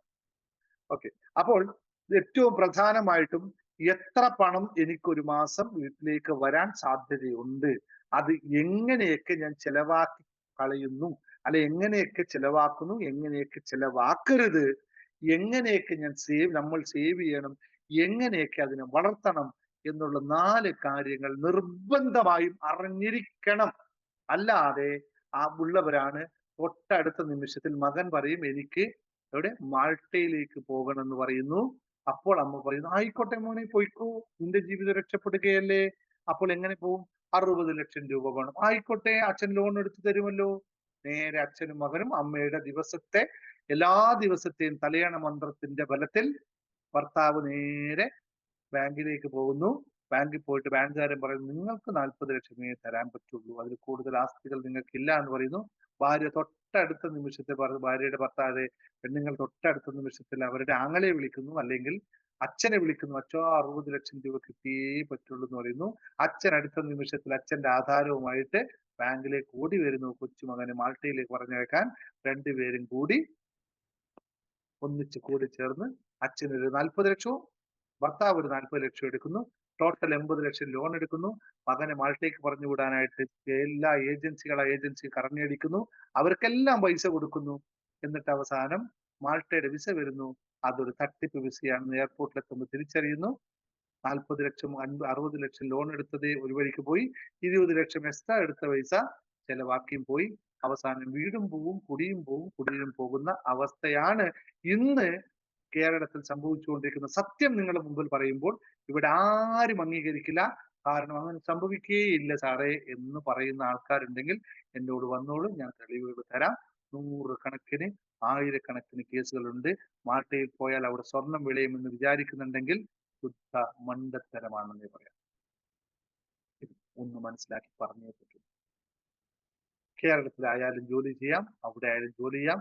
80 ലക്ഷം രൂപ ചെലവാക്കിയിട്ട് മാൾട്ടയിൽ പോയി കഴിഞ്ഞാൽ ഒരു മാസം 1.5 ലക്ഷം രൂപ സമ്പാദിക്കുന്നെങ്കിൽ 80 ലക്ഷം രൂപ ചെലവാക്കിയിട്ട് കേരളത്തിൽ ഒരു ബിസിനസ് ചെയ്ത് കഴിഞ്ഞാൽ മാസം 5 ലക്ഷം രൂപ സമ്പാദിക്കാൻ പറ്റും പണിയെടുക്കുന്നവന് എന്ന് തിരിച്ചറിയുന്ന അമ്മയും അച്ഛനും ഉണ്ടെങ്കിൽ ജീവിതം രക്ഷപ്പെട്ടു. 60 ലക്ഷം രൂപ, 80 ലക്ഷം രൂപ വെക്കുന്നതിന് 60 ലക്ഷം രൂപ ബാങ്കിൽ നിക്ഷേപിച്ചു കഴിഞ്ഞാൽ മാസം 50,000 രൂപ കിട്ടും. പിന്നെ അവൻ മാൾട്ടയിൽ പോയി പണിയെടുത്തിട്ട് 1.5 ലക്ഷം കൊണ്ടുവരുന്നതാണ് നല്ലത്. ഈ 60 ലക്ഷം ബാങ്കിൽ കൊണ്ടുവച്ചിട്ട് 50,000 ലാഭം, ഇൻട്രസ്റ്റ് വാങ്ങിക്കുന്ന ലാഭം എന്ന് ചിന്തിക്കാനുള്ള കോമൺ സെൻസ് വീട്ടിലെ സ്ത്രീകൾക്ക് ഉണ്ടായാൽ പകുതി വിഷയങ്ങൾ ഇവിടെ നിന്ന് മുന്നോട്ട് പോകും. ഇതല്ല പറയാൻ പോകുന്ന കാര്യം. വീണ്ടും ഞാൻ പറഞ്ഞിങ്ങോട്ട് മാറിപ്പോകരുത്. കാരണം സന്ദർഭവശാൽ പറഞ്ഞു പോകുന്നു ഫൈനാൻഷ്യൽ ലിറ്ററസിയുടെ അപാകതയെ പറ്റി പറഞ്ഞു എന്ന് മാത്രമേ, അതിന്റെ ഏറ്റവും വലിയ സത്യത്തെ മനസ്സിലാക്കാൻ വേണ്ടി മാത്രം പറഞ്ഞുകൊണ്ടേയിരിക്കുന്നു മാത്രമേ ഉള്ളൂ. ഇനിയെങ്കിലും ദയവ് ചെയ്ത് തിരിച്ചറിയൂ എന്റെ പ്രിയ സഹോദരങ്ങളെ. എവിടെയാണ് സ്വർണം കായ്ക്കുന്ന മരമുള്ളത്? അത് മറ്റെവിടെയും നിങ്ങൾ തേടി നടന്ന് കിട്ടില്ല. അകത്തോട്ട് നോക്കൂ, ഇവിടെ മാത്രമേ സ്വർണം കായ്ക്കുകയുള്ളൂ എന്നറിയുക. അവനവനെ മാറ്റപ്പെടുത്തുന്നതിലൂടെ, സാഹചര്യത്തിനനുസരിച്ച് അവനവൻ ഉയരുന്നതിലൂടെ എല്ലാ ഇടങ്ങളിലും നമുക്ക് സ്വർണം കായ്ക്കാൻ പറ്റും എന്ന് കാര്യമൊന്ന് തിരിച്ചറിയുക. അപ്പോൾ പണം എവിടെ നിന്ന് വരുന്നു, എങ്ങോട്ട് പോകുന്നു, എങ്ങനെ സംഭരിക്കണം, എങ്ങനെ വളർത്തണം എന്നൊന്ന് മനസ്സിലാക്കുക. അതിനാദ്യം വേണ്ടത് കൃത്യമായ ബഡ്ജറ്റിംഗ്. എന്റെ ഈ മാസത്തെ ചേട്ടൻ തരുന്ന പൈസ 20,000 രൂപ. അതിൽ നിന്ന് ചെലവ് എത്ര വരുന്നു, ആ ചെലവിന് എത്ര ബാക്കി എനിക്ക് പിടിക്കാൻ പറ്റും, മിച്ചം പിടിക്കാൻ പറ്റും, ആ മിച്ചം പിടിച്ച പൈസയിൽ എങ്ങനെ ഇൻവെസ്റ്റ് ചെയ്യാൻ പറ്റും, ആ ഇൻവെസ്റ്റ്മെന്റിൽ നിന്നും എങ്ങനെ എനിക്ക് വളർത്താൻ പറ്റും, എങ്ങനെയൊക്കെ എന്റെ ചെലവുകൾ കുറക്കാനായിട്ട് ഇൻഷുറൻസ് പോലുള്ളത് കണ്ടെത്താൻ പറ്റും, എങ്ങനെയൊക്കെ മറ്റു കാര്യങ്ങളെ നമുക്ക് കുറക്കാൻ പറ്റും എന്ന് മനസ്സിലാക്കുന്നിടത്താണ് ഒന്നാമത്തെ ഫൈനാൻഷ്യൽ ടിപ്പ് എന്ന് പറയുന്നത്. മനസ്സിലായോ നിങ്ങൾക്ക്?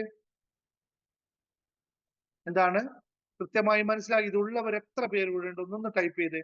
ഫൈനാൻഷ്യൽ ആയിട്ടുള്ള ഈ പറഞ്ഞ പോലെ എവിടെ നിന്ന് വരുന്നു, എങ്ങോട്ട് പോകുന്നു, എന്ത് ചെയ്യുന്നു, കൃത്യമായ ട്രാക്ക് ഉള്ളവർ എത്ര പേര് ഇവിടെ ഉണ്ട്? പണം ഭർത്താവ് കൊണ്ടുവരട്ടെ, അല്ലെങ്കിൽ നിങ്ങൾ ഉണ്ടാക്കട്ടെ, എന്ത് തന്നെയാട്ടെ, അത് രണ്ടാമത്തെ വിഷയമാണ്. എത്ര പേരുണ്ട്? നിങ്ങൾ കൃത്യമായി ചെയ്താൽ ജീവിതത്തിൽ സന്തോഷകരമായി ജീവിക്കാൻ പറ്റും. കാരണം ലോൺ എടുക്കാൻ പോകുമ്പോൾ 3 വട്ടം ആലോചിക്കും, ഇതെങ്ങനെ അടക്കാൻ പറ്റും, അതുകൊണ്ട് എങ്ങനെയെങ്കിലും ലോൺ ഇല്ലാതെ ജീവിക്കാൻ പറ്റുമോ എന്ന് ചിന്തിക്കാൻ തുടങ്ങും. ഉള്ളവർ സന്തോഷമാണ്, നിങ്ങൾ ഉണ്ടാവട്ടെ എന്ന് വിശ്വസിക്കുന്നു.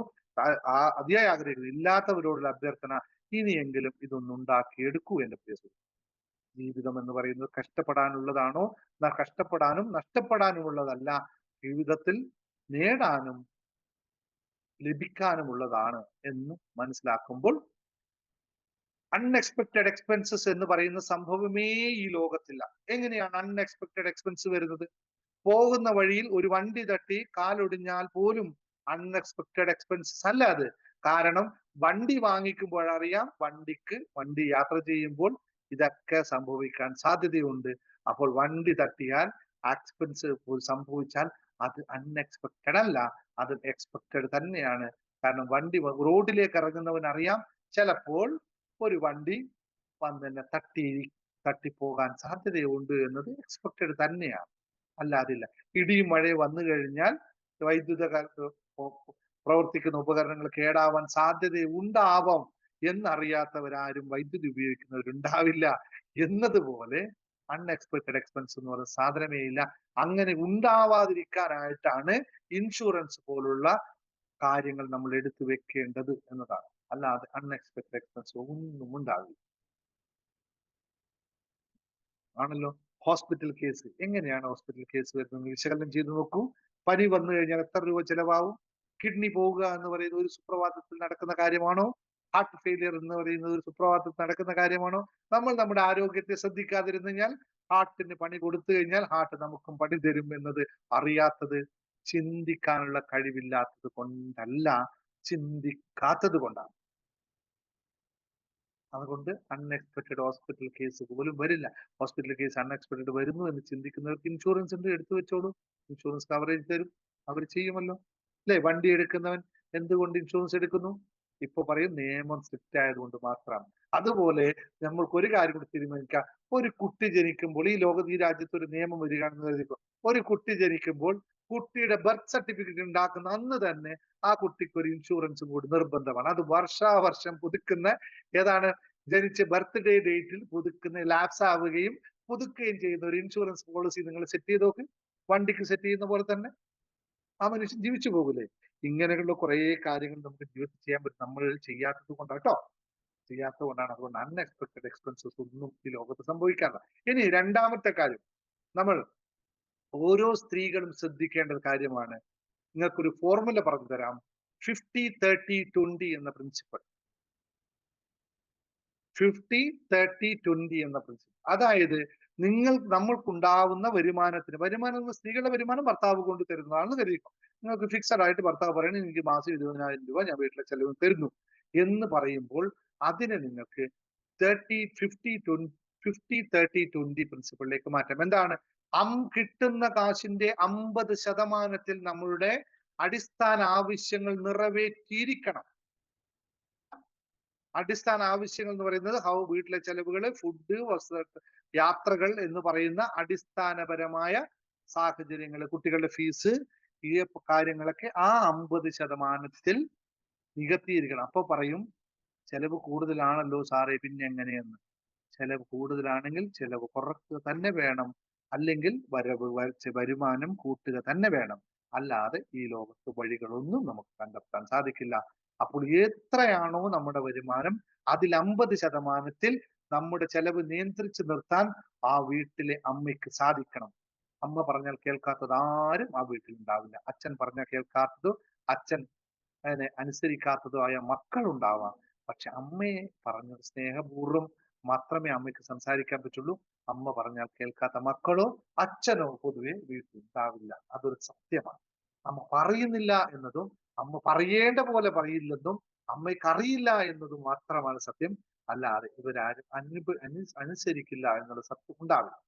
അപ്പോൾ നമ്മൾ സ്വയം അറിയുക. അതിനു വേണ്ടിയിട്ട് 30% നമ്മൾ ചെലവാക്കേണ്ടത് ആഗ്രഹങ്ങൾക്കും ലൈഫ് സ്റ്റൈലിനും വേണ്ടിയിട്ടാണ്. സേവിങ്സ് അല്ല. 30% നമ്മൾ ചെയ്യേണ്ടത് നമ്മുടെ ആഗ്രഹങ്ങൾ, നമ്മളുടെ ഇംപ്രൂവ്മെന്റ്സ്, ലൈഫ് സ്റ്റൈൽസുകൾ, അതായത് നമുക്ക് വേണ്ട മറ്റ് സാഹചര്യങ്ങൾക്ക് വേണ്ടിയിട്ട് നമ്മൾ 30% ഉപയോഗിക്കണം. 50% തൊടാനേ പറ്റില്ല. അത് ഫിക്സഡ് ആയിട്ടുള്ള ചെലവുകളാണ്. അതിൽ മാറ്റം ഉണ്ടാക്കരുത്.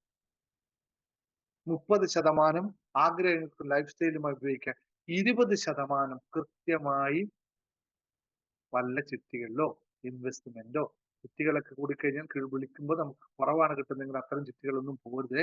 വളരാൻ സാധ്യതയുള്ള, വളർത്താൻ സാധ്യതയുള്ള ഇൻവെസ്റ്റ്മെന്റിലേക്ക് പോകണം. പൊതുവെ ഒരു കാര്യം പറയാറുണ്ട്, നിങ്ങൾ ഉറങ്ങുമ്പോൾ നിങ്ങളുടെ പണം നിങ്ങൾക്ക് വേണ്ടി പണിയെടുക്കുന്നുവെങ്കിൽ അതാണ് ഇൻവെസ്റ്റ്മെന്റ് എന്ന് പറയുന്നത്.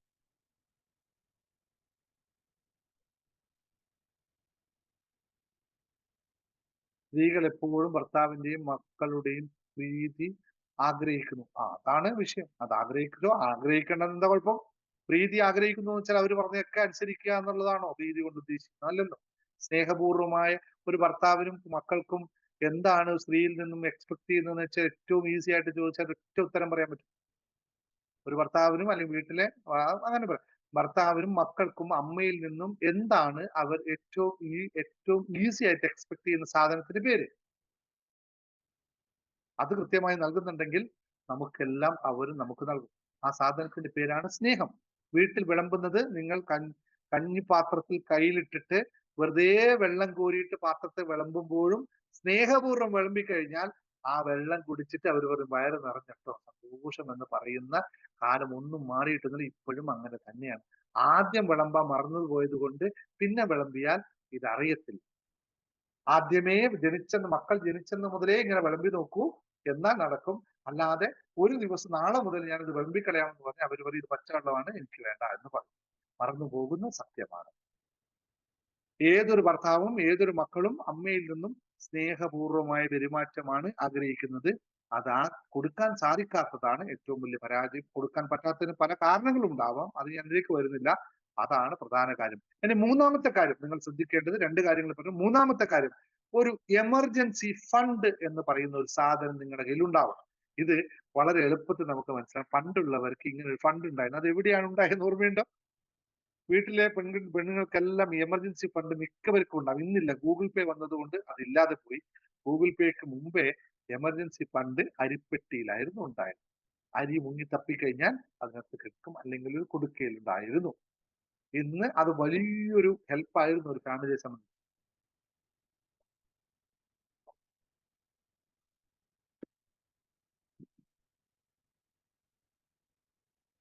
ഏറ്റവും കുടുംബ ബന്ധത്തിന്റെ ഏറ്റവും ഊഷ്മളത കിടക്കുന്നത് ആ സംഭവത്തിലായിരുന്നു.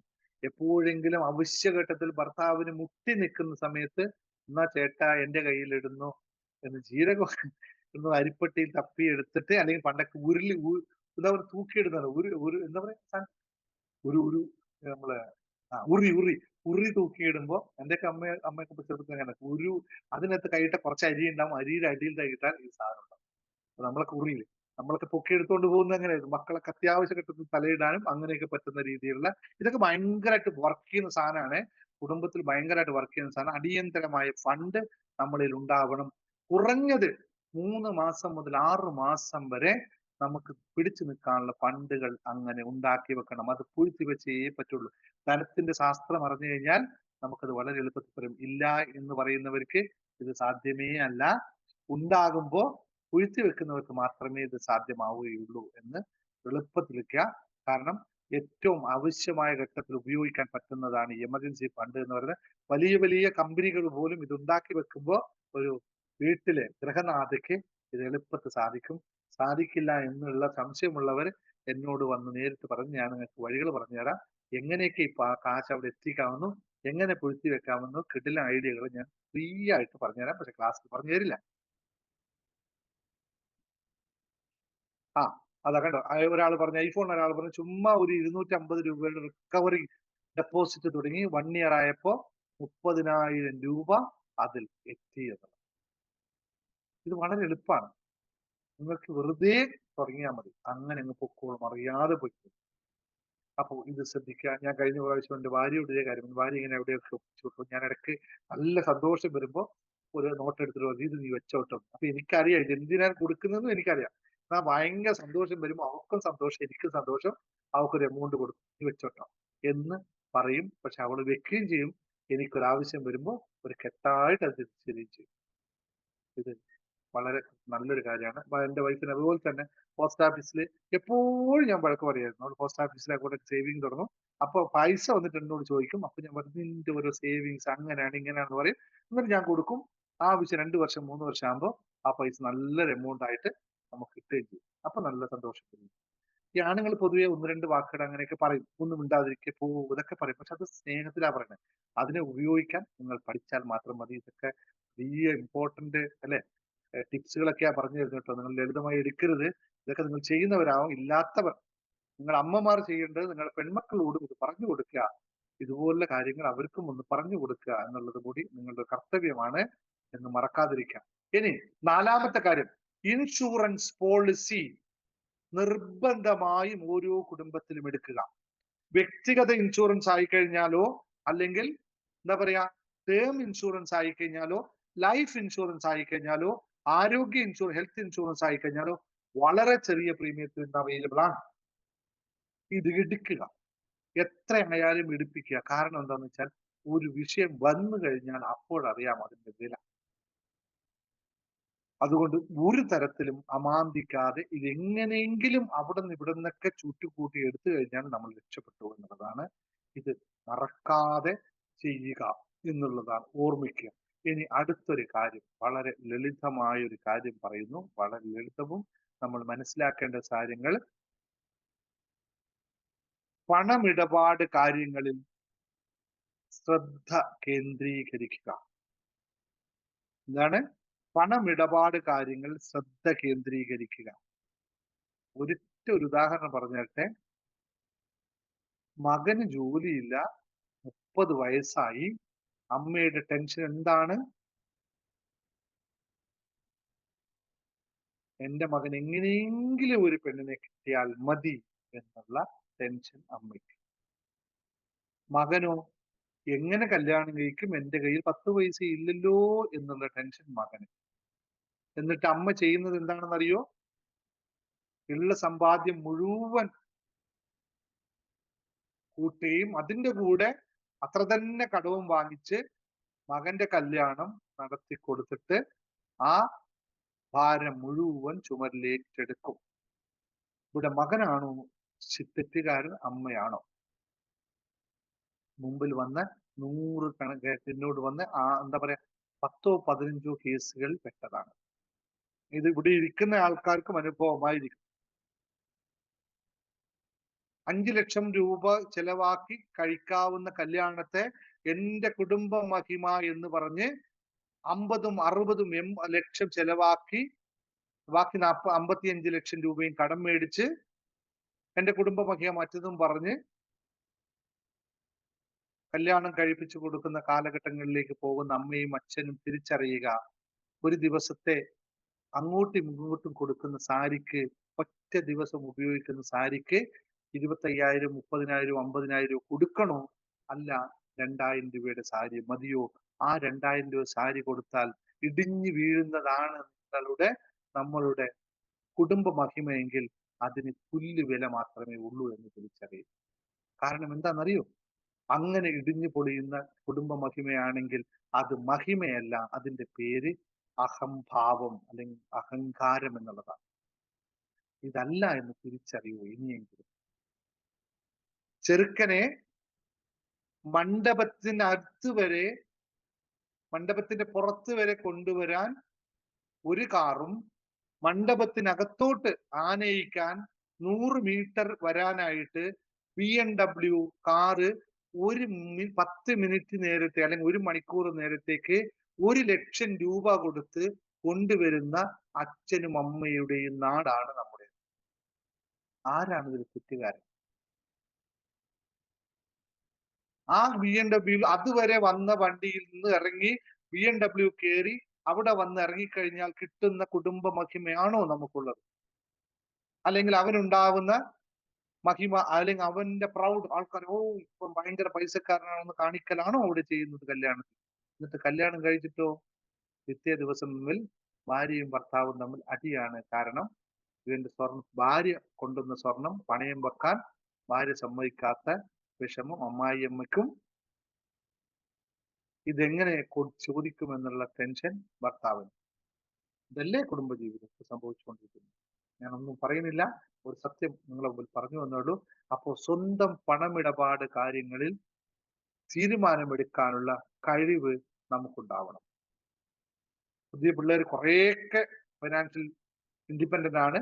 പക്ഷെ അവരും കല്യാണം വരുന്ന സമയത്ത് 4-5 ലക്ഷം രൂപ കൊടുത്തിട്ട് മേക്കപ്പ് ആർട്ടിസ്റ്റിനെ കൊണ്ടുവരുന്ന കാലഘട്ടത്തിലേക്ക് നടന്നു പോകുന്നു നമ്മൾ. 3-4 ദിവസത്തിന് കല്യാണത്തിലേക്ക് നടന്നു പോകുന്നു. ആകെ ജീവിക്കേണ്ടത് മാത്രമാണ് കല്യാണത്തിന്റെ പ്രത്യേകത എന്ന് തിരിച്ചറിയാത്ത കാലഘട്ടം. അപ്പോൾ വിവാഹങ്ങൾ കാര്യങ്ങൾ മറ്റ് ആഡംബര കാര്യങ്ങൾ ചെയ്യുമ്പോൾ ഒന്ന് ശ്രദ്ധിക്കുക. ആവശ്യമാണോ എനിക്കിത്? ഇതാണോ എന്റെ മഹിമ എന്ന്?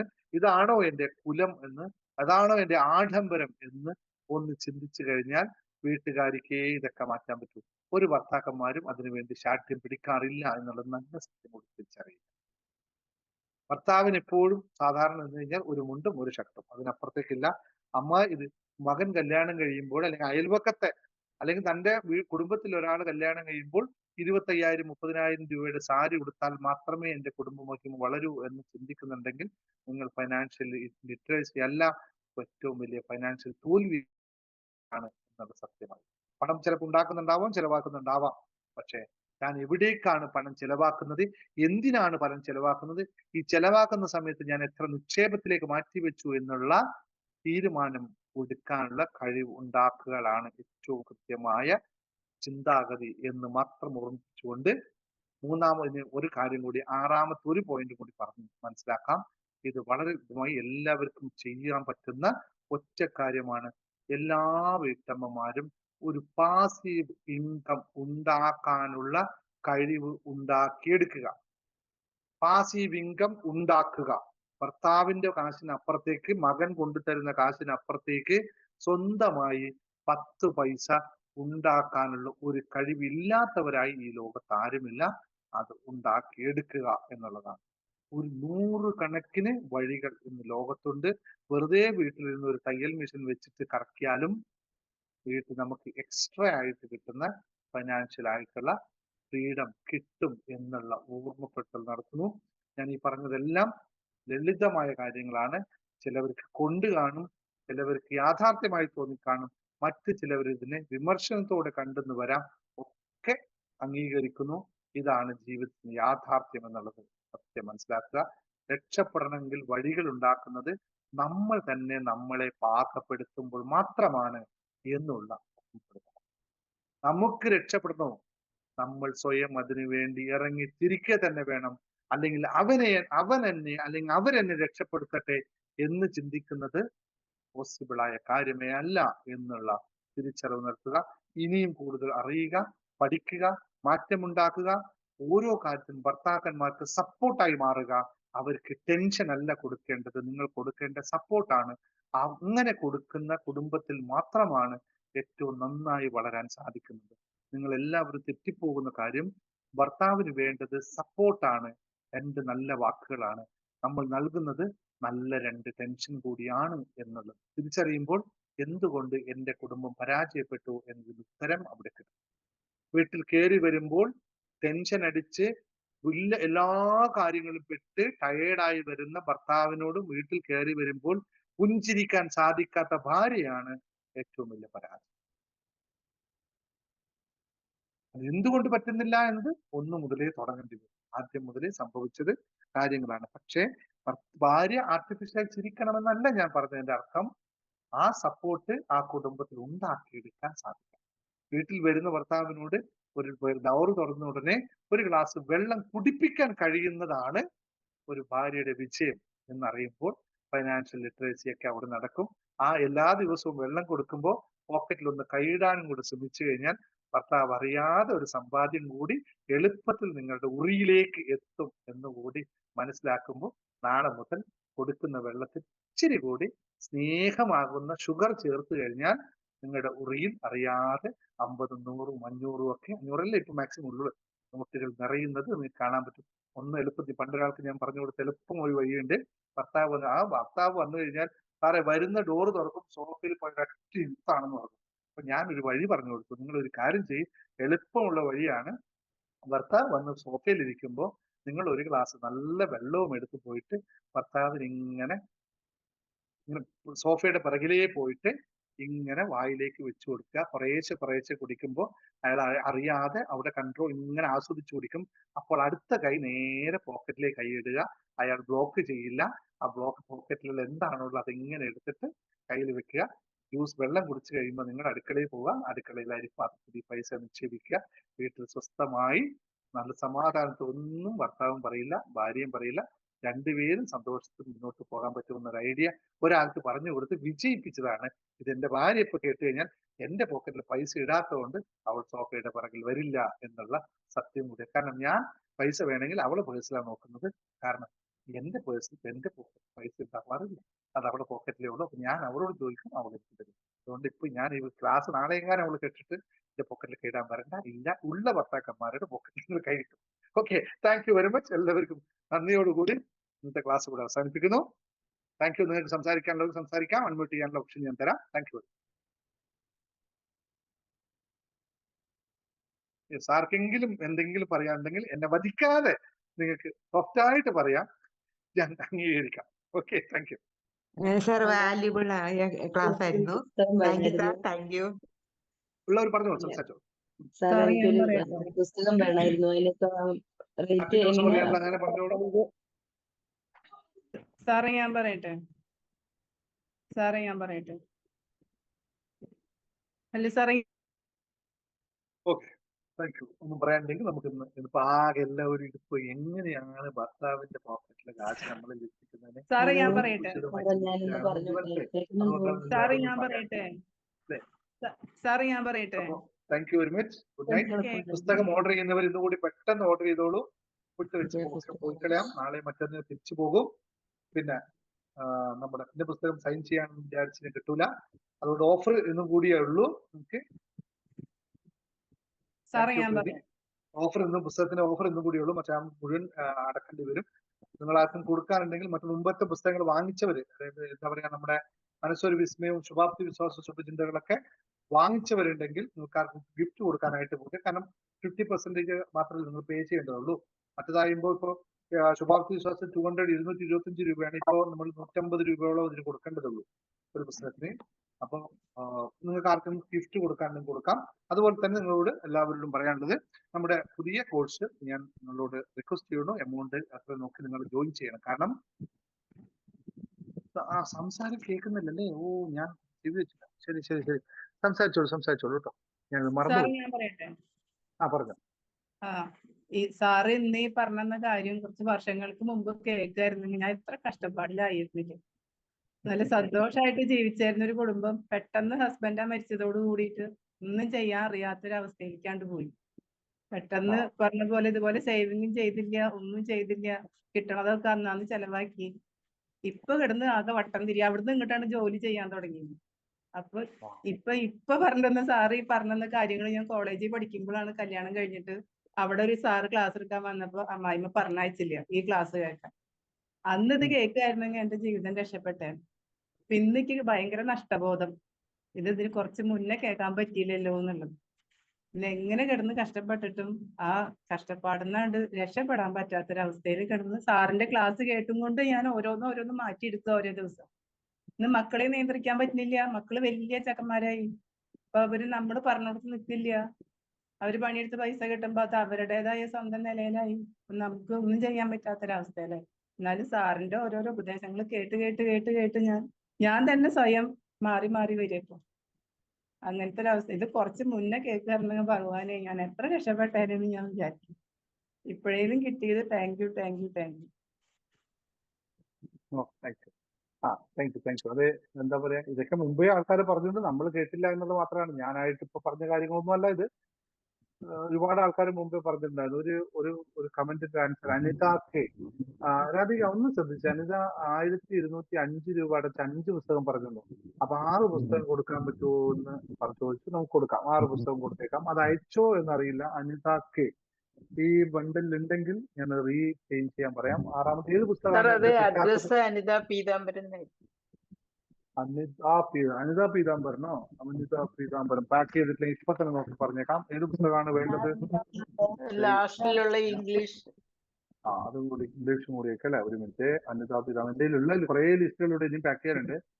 നോക്കാം. നാരായണമത്തുള്ള രാജേന്ദ്രൻ, രജനി ബായ്, ശ്രീവാസനെ, അമ്മിണി, രാജേശ്വരി. എന്താണ് പേര് പറഞ്ഞേ? അനിത പീതാംബരനാണ് address. Anitha Peethambaran already pack ചെയ്ത് കഴിഞ്ഞു. പക്ഷെ വീണ്ടും നമുക്ക് ചെയ്യാം. അനിത പീതാംബരൻ. രാധിക ഒന്ന് നോട്ട് ചെയ്ത. രാധിക അത് കണ്ട അവിടെ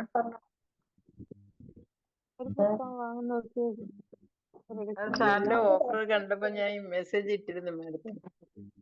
ഞാനത് നോക്കുകയായിരുന്നു.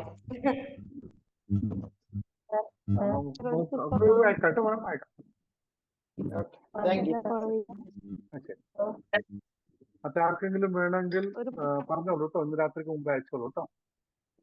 ഒറ്റ പുസ്തകം വേണ്ടവരും പറഞ്ഞോളൂ കേട്ടോ. സൈൻ ചെയ്ത് പിന്നെ ഞാൻ 2 ദിവസം കഴിഞ്ഞ് പോയാൽ പിന്നെ സൈൻ ചെയ്ത് അയക്കാൻ സാധിക്കില്ല. പുസ്തകത്തിന് ഇനിയിപ്പോ ക്ലാസ്സുകളൊക്കെ ലോ ഓഫ് അട്രാക്ഷൻ ക്ലാസ്സുകളിലും അതുപോലെ തന്നെ നമ്മുടെ മനസ്സൊരു വിസ്മയത്തിലും അതായത് ജേർണി ടു ഹാപ്പിനെസ്സിലും പിന്നെ നമ്മുടെ വരാനിരിക്കുന്ന പുതിയ ക്ലാസ്സിലും ജീവിത വിജയത്തിന്റെ രഹസ്യത്തിലേക്ക് ഈ പുസ്തകം വളരെ ഇമ്പോർട്ടന്റ് ആയിരിക്കും. അത് നിങ്ങൾക്ക് റെഫറൻസ് ആയിരിക്കും വായിക്കാനായിട്ട്. അതുകൊണ്ട് പുസ്തകം ഇപ്പൊ തന്നെ വാങ്ങിച്ചോളൂ, പിന്നെ വാങ്ങിക്കാൻ പറ്റില്ല. അപ്പൊ ഏകദേശം കുറച്ച് ദിവസം കഴിയുമ്പോൾ നമ്മുടെ ഫസ്റ്റ് എഡിഷൻ തീരുമെന്ന് ഉറപ്പാണ്. നല്ല ഇന്ന് തന്നെ 600 പുസ്തകങ്ങൾ ഇന്ന് പാക്ക് ചെയ്തു. അപ്പോ പെട്ടെന്ന് തന്നെ നമ്മളെ ഫസ്റ്റ് എഡിഷൻ തീരും. പിന്നെ സെക്കൻഡ് എഡിഷനിലേക്ക് പോകേണ്ടി വരും. അതുകൊണ്ട് പെട്ടെന്ന് വാങ്ങിച്ചോളൂ. വേണം 2 ബുക്ക് വേണം ആയിരുന്നു പുതിയത്. ഉഷ വാങ്ങിച്ചോളൂ, 2 പുസ്തകം വേണ്ടത് വാങ്ങിച്ചോളൂ. ഏതാ വേണ്ടത്? മനസ്സൊരു വിസ്മയം എത്ര? മനസ്സൊരു വിസ്മയത്തിന്റെ പൈസ 310 രൂപ. 310. കലീന 310 പ്ലസ് ചാർജ്. ഓക്കെ. സുധാകുമാരി ആകർഷ നിയമത്തിൽ അയച്ചെങ്കിൽ ആകർഷ നിയമം നിങ്ങളുടെ ചോദിച്ചൊരു കോൺസെപ്റ്റ് പ്രൈസ് ചേർത്തിരുന്നോ? സുധാകുമാരി ആകർഷ നിയമത്തിൽ അയച്ചിട്ടുണ്ടെങ്കിൽ ഞാൻ നാളെ കിട്ടും. അവരേത് നമ്മൾ എഴുതിയിട്ടുണ്ട് സാറേ.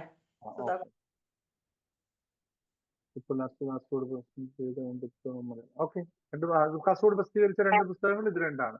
നമ്മുടെ ആകർഷ നിയമവും ജീവിത വിജയത്തിന്റെ രഹസ്യവും. 3 പുസ്തകങ്ങൾ. ജീവിത വിജയത്തിന്റെ രഹസ്യം 3 ഉഷ അയച്ചോളൂ. അതായത് അതിന്റെ പൈസ 270 ജീവിത വിജയത്തിന്റെ രഹസ്യം 220 സാറേ. അതൊന്ന് എഴുതി കൊടുത്തു രാധിക ഉഷയ്ക്ക് അയച്ചോ. പക്ഷെ രാധിക ഒന്ന് വിളിച്ചോളൂ. രാധിക നമ്പർ ഒന്ന് ടൈപ്പ് ചെയ്ത് കൊടുത്താൽ രാധിക ഉഷ വിളിച്ചാൽ മതി. അതിനയച്ചോ. പിന്നെ എനിക്ക് വേണം പുസ്തകം. ഞാൻ നാട്ടിലെത്തിയത് വാങ്ങാം. ഓക്കെ. ശോഭം നാട്ടിലെത്തി വാങ്ങിച്ചാൽ മതി. പിന്നെ വാങ്ങിച്ചാൽ മതി. അല്ലെങ്കിൽ ഒരു കാര്യം ചെയ്ത് ശോഭം വേണമെങ്കിൽ ഇപ്പൊ അതിന് ഓഫർ പുസ്തകം എല്ലാ പുസ്തകവും വേണമെങ്കിൽ ഓഫറിൽ ഇപ്പോൾ വാങ്ങിച്ചോ. അഡ്രസ്സ് കൊടുത്തിട്ട് അധികം പറഞ്ഞാൽ നിങ്ങൾ എത്തുമ്പോൾ അധികം അയച്ചു തരും. ഞാൻ സെറ്റ് ചെയ്ത് വെച്ച് പാക്ക് ചെയ്തിട്ട് പോയേക്കാം. ശോഭം വേണം. പിന്നെ വിജയകുമാർ പറഞ്ഞു. വിജയകുമാരി. ഞാൻ വിജയകുമാരി ഇല്ലല്ലോ, വിജയകുമാർ എന്ന് മാത്രമേ ഉള്ളൂ. കുമാരിയാണ് സാറേ.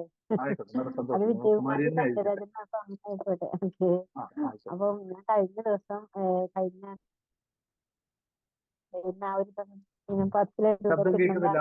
വെള്ള കല്ലുവെച്ച് കുമാരിയുടെ ശബ്ദം കേൾക്കുന്നില്ല. കുമാരി 10 ലക്ഷം കിട്ടണം പ്രാർത്ഥന കേൾക്കണ്ട സാറേ. 10 ലക്ഷം കിട്ടിയോ? 10 ലക്ഷം കിട്ടണമെന്ന് കല്ലുവെച്ച് പ്രാർത്ഥിച്ച് കിടന്നു. അപ്പം സത്യത്തിൽ എന്റെ പൈസ അല്ലാതെ ഒരു 9 ലക്ഷം രൂപ എന്റെ അക്കൗണ്ടിൽ വന്ന പിറ്റേന്ന് ഞാൻ ഞെട്ടിപ്പോയി. പക്ഷെ എനിക്കത് ചെലവാക്കാൻ എന്റെ സ്വന്തം അല്ലാത്തതുകൊണ്ട് എനിക്ക് സന്തോഷത്തോടെ ചെലവാക്കാൻ ഹസ്ബൻഡിന്റെ പൈസ ആയിരുന്നു. പുള്ളിക്ക് കൊടുക്കേണ്ടി വന്നു. പുള്ളിക്ക് അക്കൗണ്ടിൽ വീഴേണ്ട പൈസ എന്റെ അക്കൗണ്ടിൽ വന്ന് വീണതാ. അത് 9 ലക്ഷം രൂപ അങ്ങനെ കിട്ടി. സാറിനോടത് പറയാൻ ഞാൻ ഇരിക്കുവായിരുന്നു. അപ്പൊ എനിക്ക് കഴിഞ്ഞ ദിവസം മീറ്റിങ്ങിൽ എനിക്ക് ഭയങ്കര തുമ്മലൊക്കെ എനിക്ക് പറയാൻ പറ്റില്ല. ഉറങ്ങിപ്പോയി. മറ്റേ ക്ലാസ് ഉണ്ടായിരുന്നില്ലേ, അന്ന് ഞാൻ പറയണമെന്ന് വിചാരിച്ച് കൈയൊക്കെ പൊക്കി. പക്ഷെ സാറ് അത് കണ്ടില്ല, എനിക്ക് പറയാൻ പറ്റിയില്ലായിരുന്നു. അപ്പൊ ഞാൻ ഇന്ന് അടുത്ത ക്ലാസ്സിൽ പറയാന്ന് വിചാരിച്ചിരിക്കുവായിരുന്നു. ഇത് വളരെ ശ്രദ്ധിക്കേണ്ട ഒരു കാര്യമാണ്. നിങ്ങൾ എല്ലാവരും ഇപ്പൊ പറഞ്ഞത് വളരെ വളരെ ശ്രദ്ധിക്കേണ്ട കാര്യമാണ്. വിജയകുമാരി പറഞ്ഞത് എന്റെ അക്കൗണ്ടിൽ 10 ലക്ഷം വരണമെന്ന് ആഗ്രഹിച്ചു. 10 ലക്ഷം വന്നു. പക്ഷെ അത് മറ്റൊരാളുടെ പൈസയായിപ്പോയി. ഇത് ഭയങ്കര കാര്യമുള്ള കാര്യമാണ്. കാരണം ഇത് വളരെ ശ്രദ്ധിക്കേണ്ട കാര്യം. ഈ തത്വത്തിൽ നമ്മൾ പലപ്പോഴും അറിയാത്തൊരു ഹിഡൻ ആയിട്ടുള്ള സാധനമാണ്. ലോ ഓഫ് അട്രാക്ഷൻ ക്ലാസ് കൃത്യമായി ഇത് പഠിപ്പിക്കുന്നു. നിങ്ങൾ ചെയ്യുന്ന ഏറ്റവും വലിയ തെറ്റ് എവിടെയാന്ന് വെച്ചാൽ എനിക്ക് പൈസ വേണമെന്ന് മാത്രമേ പറയുന്നു. എന്റെ അക്കൗണ്ടിൽ പൈസ വരണമെന്ന് മാത്രമേ പറയുന്നുള്ളൂ. ഇത് എന്തിന് വേണ്ടിയാണെന്ന് പറയുന്നില്ല. എന്തിനാണ് എനിക്ക് പൈസ എന്ന് എവിടെയും പറയുന്നില്ല. അപ്പോൾ പൈസ നമുക്ക് വേണമെന്ന് ആഗ്രഹിക്കുമ്പോൾ യൂണിവേഴ്സ് നമുക്ക് നൽകുന്നു. പക്ഷെ ഇത് ഉപയോഗിക്കാൻ നമുക്ക് പറ്റില്ല. ഇത് ഒരുപാട് ഉദാഹരണങ്ങൾ നമ്മൾ മുമ്പിൽ വന്നിട്ടുണ്ട്. നിങ്ങൾ ഇന്ന് ആവശ്യത്തിനായിരുന്നു എനിക്ക് 10 ലക്ഷം വേണ്ടതെന്ന് എഴുതിയിരുന്നെങ്കിൽ ആ ആവശ്യത്തിന് പൈസ വരുമായിരുന്നു. നിങ്ങൾക്ക് തന്നെ വരുമായിരുന്നു. നിങ്ങൾ ആവശ്യത്തിന് ഉപയോഗിക്കുകയും ചെയ്യാമായിരുന്നു. പിന്നെ ഭർത്താവിന്റെ പൈസ ആയാലും ഭാര്യയുടെ പൈസ ആയാലും എന്റെ പൈസ നിങ്ങളുടെ പൈസ രണ്ടോ ഒരു പൈസ തന്നെയാണ്. അതൊന്നും കുഴപ്പമില്ല. പക്ഷെ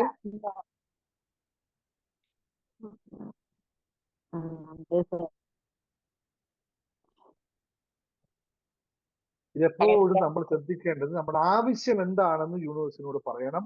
ആവശ്യത്തിനാണ് വാല്യൂ ഉള്ളത്, അല്ലെങ്കിൽ ആഗ്രഹിക്കുന്ന കാര്യം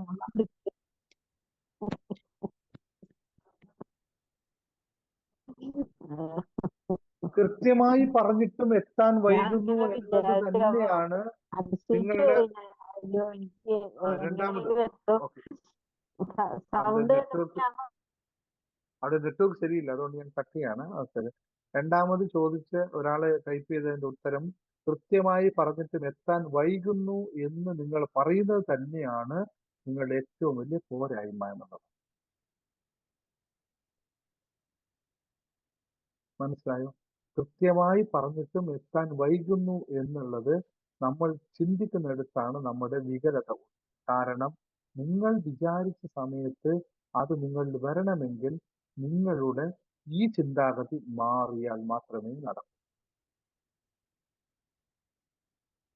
ഒരു കാന്തം ഇവിടെ എടുത്തു വെച്ചിട്ട് അപ്പുറത്തൊരു മാഗ്നറ്റ് മറ്റൊരു മെറ്റലും വെച്ചിട്ട് ഈ കാന്തം ഇവിടുന്ന് ഒരു ചലനമില്ലാതെ പറയുകയാണ് ഇങ്ങോട്ട് വരട്ടെ, ഇങ്ങോട്ട് വരട്ടെ, ഇങ്ങോട്ട് വരട്ടെ. ചിലപ്പോ ആ കാന്തവും മെറ്റലും തമ്മിൽ ഒരു ചെറിയ അലൈൻമെന്റിന്റെ സമയമുണ്ടാവും. ആ സമയത്ത് നിൽക്കാതെ കാന്തം പറയുന്നു വരുന്നില്ല, വരുന്നില്ല, വരുന്നില്ല, വരുന്നില്ല. മെറ്റലിനെ പിടിക്കാനുള്ള കപ്പാസിറ്റി ഇവിടെ ഉണ്ടാക്കിയോ എന്നത് കാന്തം ശ്രദ്ധിക്കേണ്ട കാര്യമാണ്. ഇതില്ലാതെ ഇത് ലഭിക്കില്ല. ഇതൊക്കെ എങ്ങനെ പറഞ്ഞു മനസ്സിലാക്കുമെന്ന് എനിക്കറിയില്ല. എന്നാലും ലോകത്തിന്റെ ഒരു സിസ്റ്റം ഉണ്ട്. ആ സിസ്റ്റത്തിനകത്തുനിന്ന് പോകാനായി ശ്രമിക്കുമ്പോഴാണ് വിട്ടുകൊടുക്കുക എന്ന് പറയുന്നതാണ് ഏറ്റവും എളുപ്പമുള്ള ആവശ്യം. നിങ്ങൾക്ക് രണ്ട് കാര്യങ്ങളാണ്. ഒന്ന്, വിട്ടുകൊടുക്കുക എന്ന് പറയുന്നത് മറ്റൊരു രീതിയിൽ പറഞ്ഞാൽ ഇത് വന്നിട്ട് നിങ്ങൾ എന്ത് ചെയ്യും എന്നതിലേക്ക് ഫോക്കസ് ചെയ്യും. അല്ലെങ്കിൽ ഇപ്പൊ വിജയകുമാരി പറഞ്ഞ പോലെ സംഭവിക്കും, അത് വരും, അത് വേറൊരാളുടെ കയ്യിലേക്ക് പോകും. നിങ്ങൾക്കിത് വന്നിട്ട് എന്താ ചെയ്യേണ്ടത് അതിലേക്ക് ഫോക്കസ് ചെയ്യൂ. വരവിനെ അല്ല ഫോക്കസ് ചെയ്യേണ്ടത്, ഇത് പോകുന്നത് എങ്ങോട്ടാണ് ഇത് പോകേണ്ടത് എന്നതിലേക്ക് ഫോക്കസ് ചെയ്യുമ്പോൾ ഈ എനർജിയും നിങ്ങളുടെ എനർജിയും കൂട്ടിയിട്ട് ഇതിനെ വലിക്കും.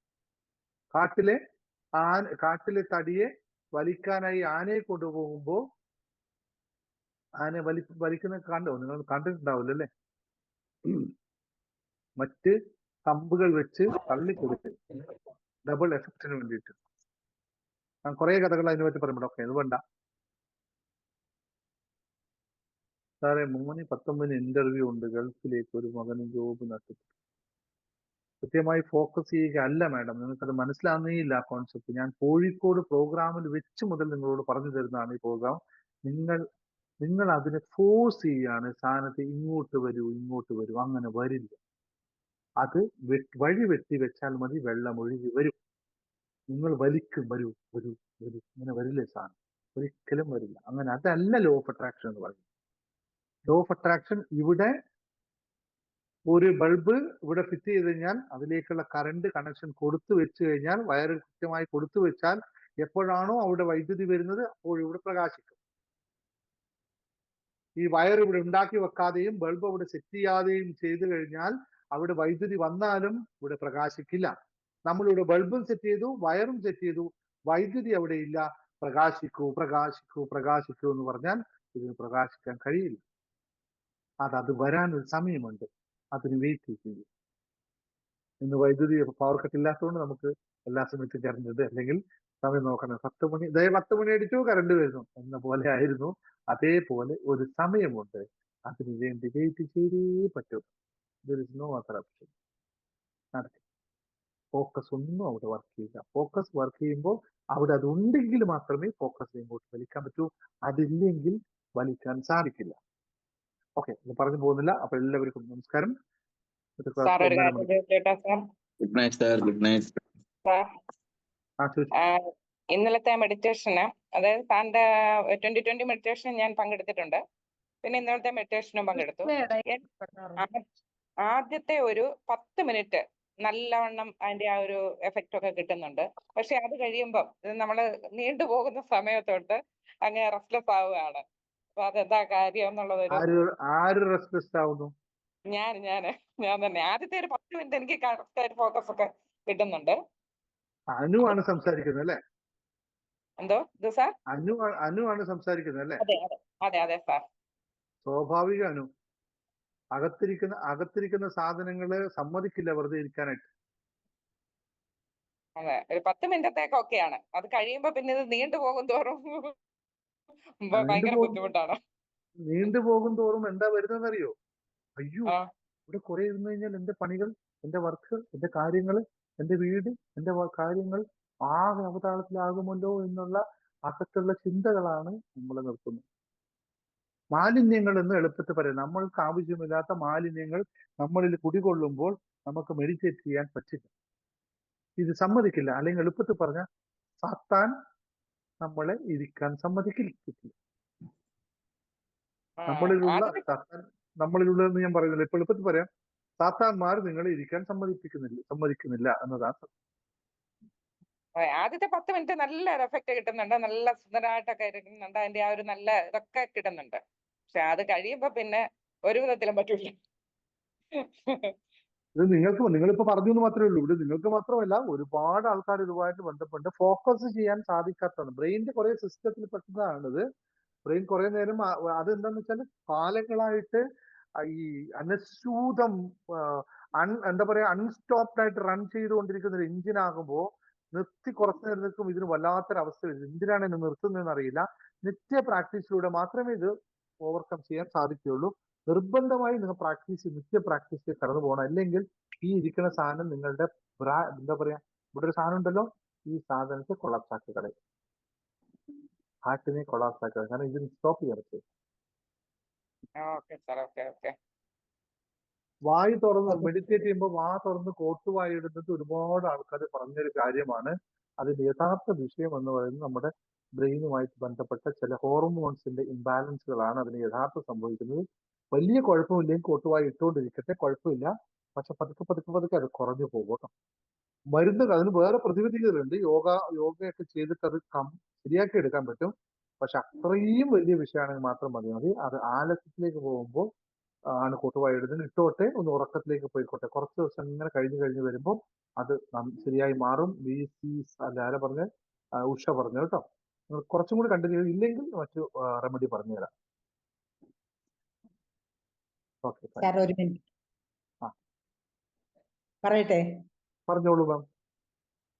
ഞാൻ തൃശ്ശൂർ ക്ലാസ്സിൽ എഴുതിയ മാതിരി തന്നെ എനിക്ക് ഈ സൺഡേ ഒരു ചിട്ടി കിട്ടി 1 lakhന്റെ. ഞാൻ 3 കാര്യം എഴുതിയിട്ടുണ്ടായിരുന്നു.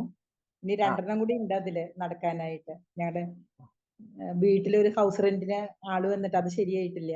അപ്പൊ അതാവുന്നു വിചാരിക്കണു. പിന്നെ ഞാൻ ആദ്യം സ്വാഭാവികമായി ആയിരിക്കുന്നു. അതെല്ലേ. പിന്നെ ഞാൻ 2025 എന്റെ ബാങ്കിൽ ഇത്ര ഡെപ്പോസിറ്റ് ഞാൻ സാറിന്റെ ഒരു ക്ലാസ്സിൽ അതിൽ കാൽക്കുലേഷൻ, അപ്പൊ അത് എത്താനുള്ള ഒരു ഇതിലാണ്. അത് എത്തും. എനിക്ക് നല്ല വിശ്വാസമുണ്ട്, ഉറച്ച വിശ്വാസമുണ്ട്. എനിക്കൊരു ടാർഗറ്റ് ഉണ്ട്. നിങ്ങളത് അതിനകത്ത് കൂടുതൽ നിങ്ങൾ പോസ്റ്റ് ചെയ്യുന്ന വേണ്ട, അത് എന്റെ വഴിക്ക് നടന്നോളൂ. ഓക്കെ ഓക്കെ ഓക്കെ, വഴിക്ക് നടന്നോളൂ. ഓക്കെ, ശരി. എന്നാലും മറ്റേ ക്ലാസ്സിലേക്ക് പോട്ടെ. Thank you very much. എല്ലാവർക്കും നമസ്കാരം. Thank you. Thank you sir. Thank you sir.